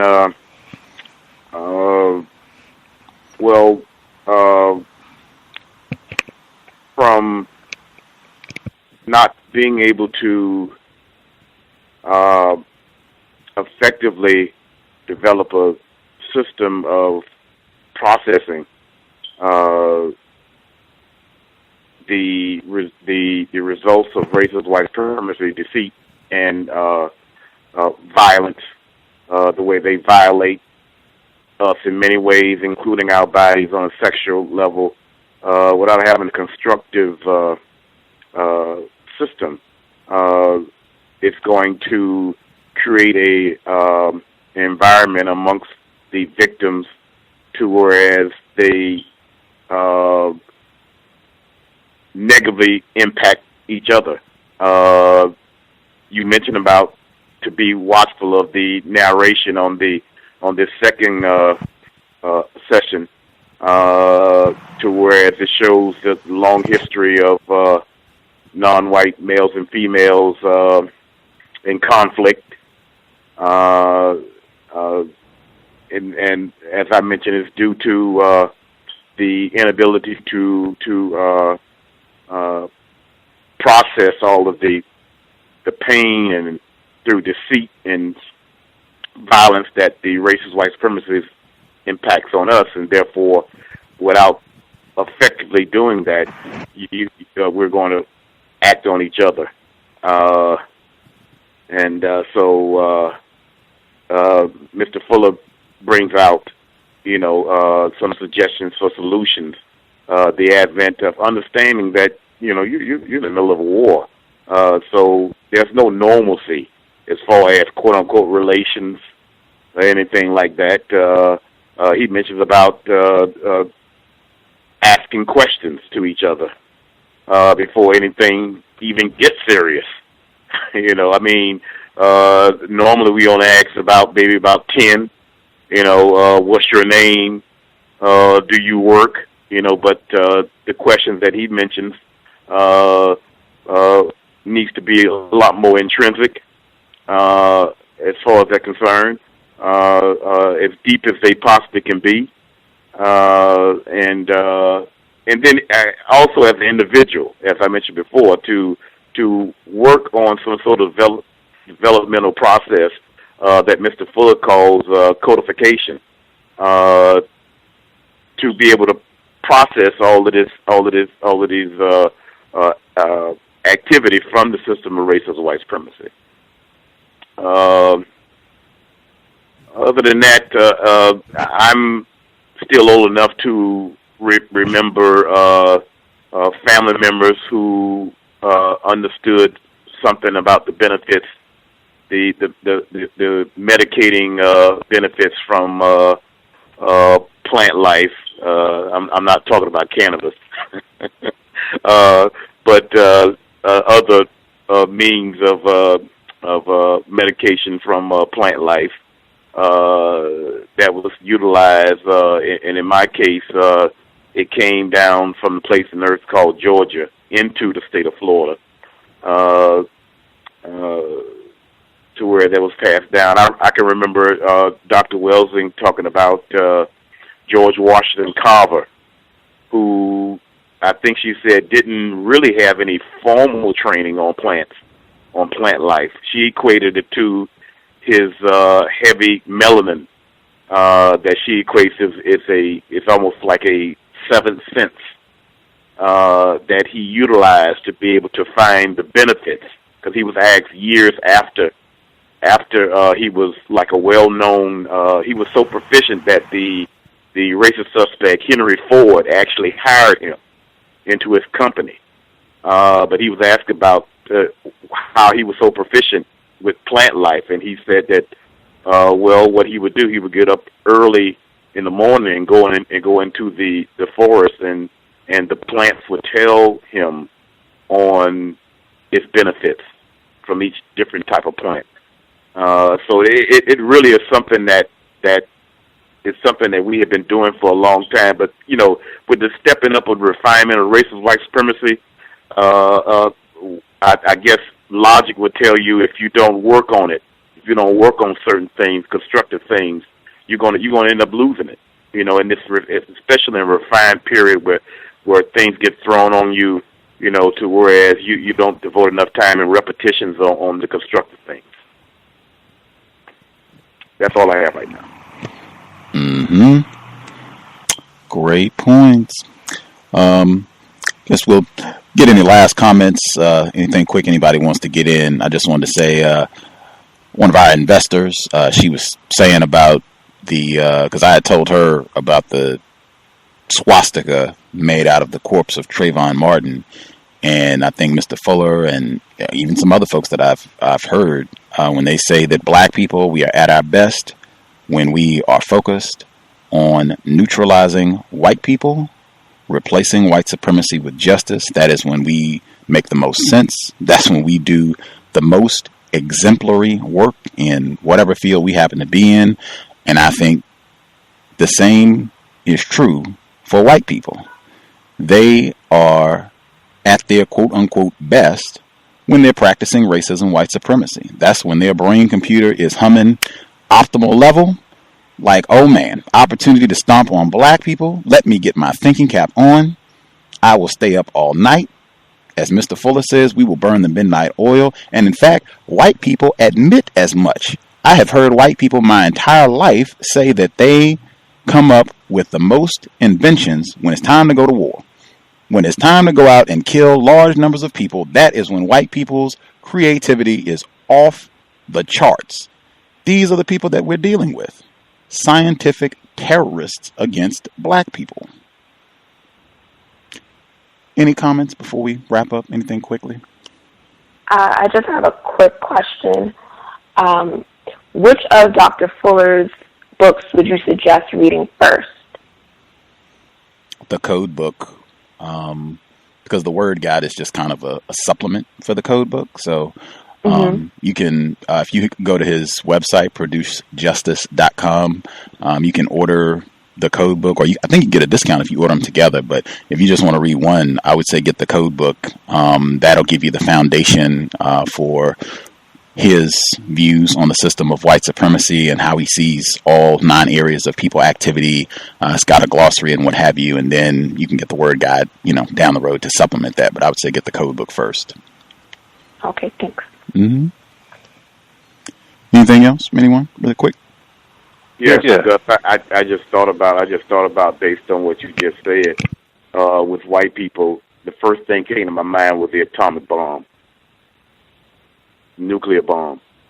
As far as them putting their brain power together to come up with one of the most massive, destructive, quote unquote weapons, and in hand, we all know they dropped it on a non-white people about 60, 70 years ago. As a follow-up to the female caller that mentioned about the herbs and the formulas not getting passed down, Gus had a guest on the show. I think his name was Yehudi Ma'at Ra, and he has the health store, and a lot of his herbs and his formulas, have some of these important herbs, that was passed down through our culture. And I've, experimented with some of his products, and they work. So, did I pronounce his name correctly, Gus? Yehudi Ma'at Ra? I think that's it. I might be wrong. 909, is that it?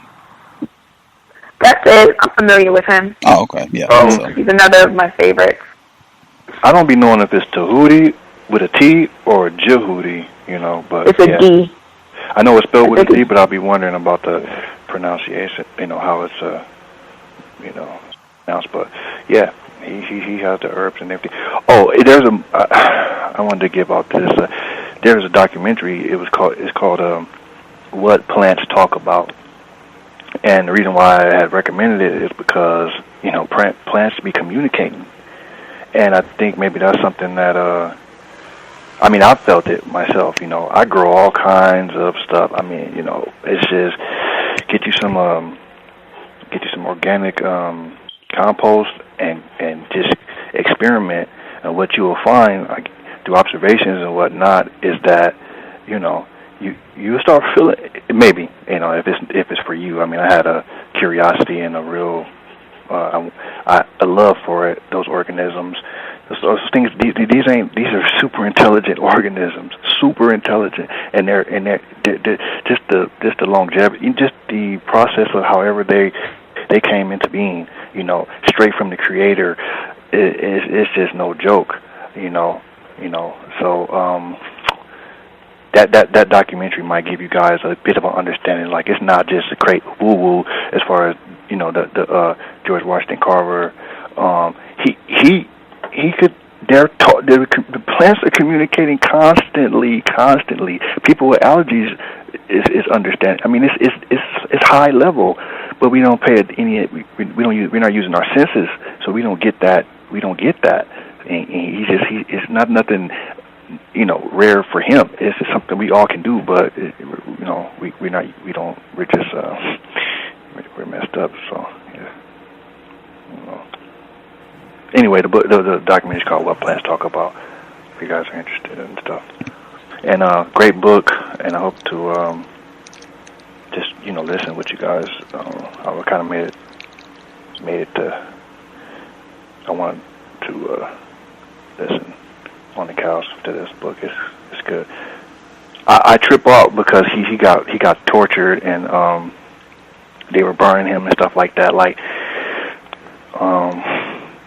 me not even wanting to talk about it. Like I would let the program end without mentioning it. But man, that had an effect on me, man. I'm like, wow. And then the part that said, oh, how can a person sustain that type of torture? It was like they didn't have any choice. It ain't like they could just, what are they gonna do? They don't. If they wasn't trained how to take your own life, bite your tongue off or just give up the ghost, as some people say. It's just like you have to endure it. So much violence in your life, you see it all the time. Now you're caught up and you're being tortured, and it's like, oh, how could he, sustain that much? It's like, what is it? The person had no choice. That kind of stuff is. It just affected me. I don't even know what to say. The only thing I'm thinking of right now is how friendly we are with our enemy. It's incredible. It's incredible.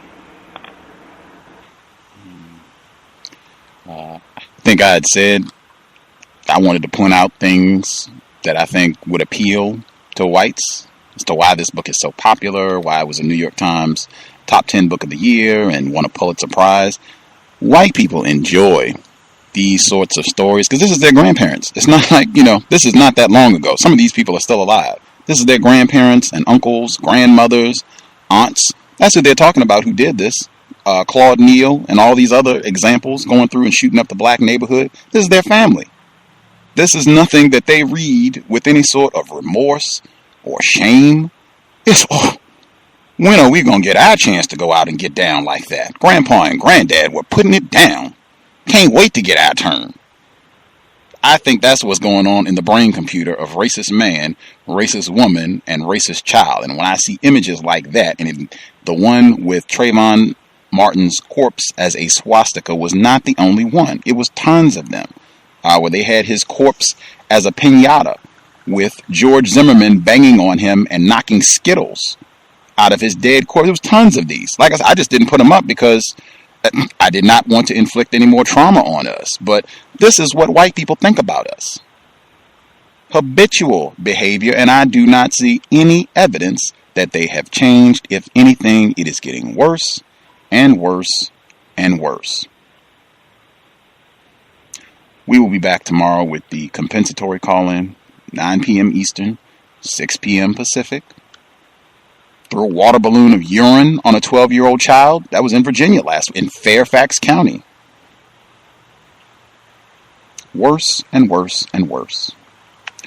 Thanks to the folks for tuning into the broadcast. We'll be back next week, third installment. We're very early, so if you are just getting started on this book, this is only the second session that we've done, so you can just go back, get last week's program, and you'll be all caught up. Next week will be session number 3. Invest if you think the program is constructive. Racism-notes.blogspot.com. PayPal is in the top right. Listener supported. Anyone want to do the prayer to wrap things up?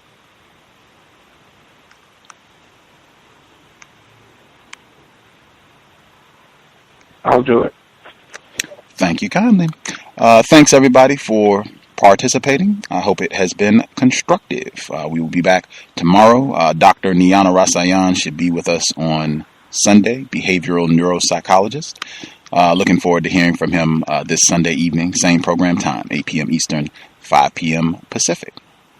Mr. Demery 4, your anecdote, thank you for sharing. I was reminded with white females, it gets to the genital level so quick, trifling and tacky. Definitely do not forget or minimize the danger and triflingness that white women represent. Take it away, Mr. Demery Ford. Yes. Creator, we ask you in the name of the ancestors that we give honor to them for their sacrifice. We ask for that spirit of resistance that was there at one time and the knowledge that we have now combined with that spirit of resistance that we may be able to carry on this fight against the system of white supremacy. We ask for strength, and we pray for our host that he continue to have the persistence, the ability, and the knowledge to keep informing us in the way that he does. These things we ask. Ashe. Amen. Ashe. Ashe. Ashe. Ashe. Context of White Supremacy. Signing out. Thank you all for tuning in. I'm a victim, brother. You're a victim. I'm a victim of 400 years of conditioning. Shut up. The man has programmed my conditioning. Mm-hmm. Even my conditioning has been conditioned.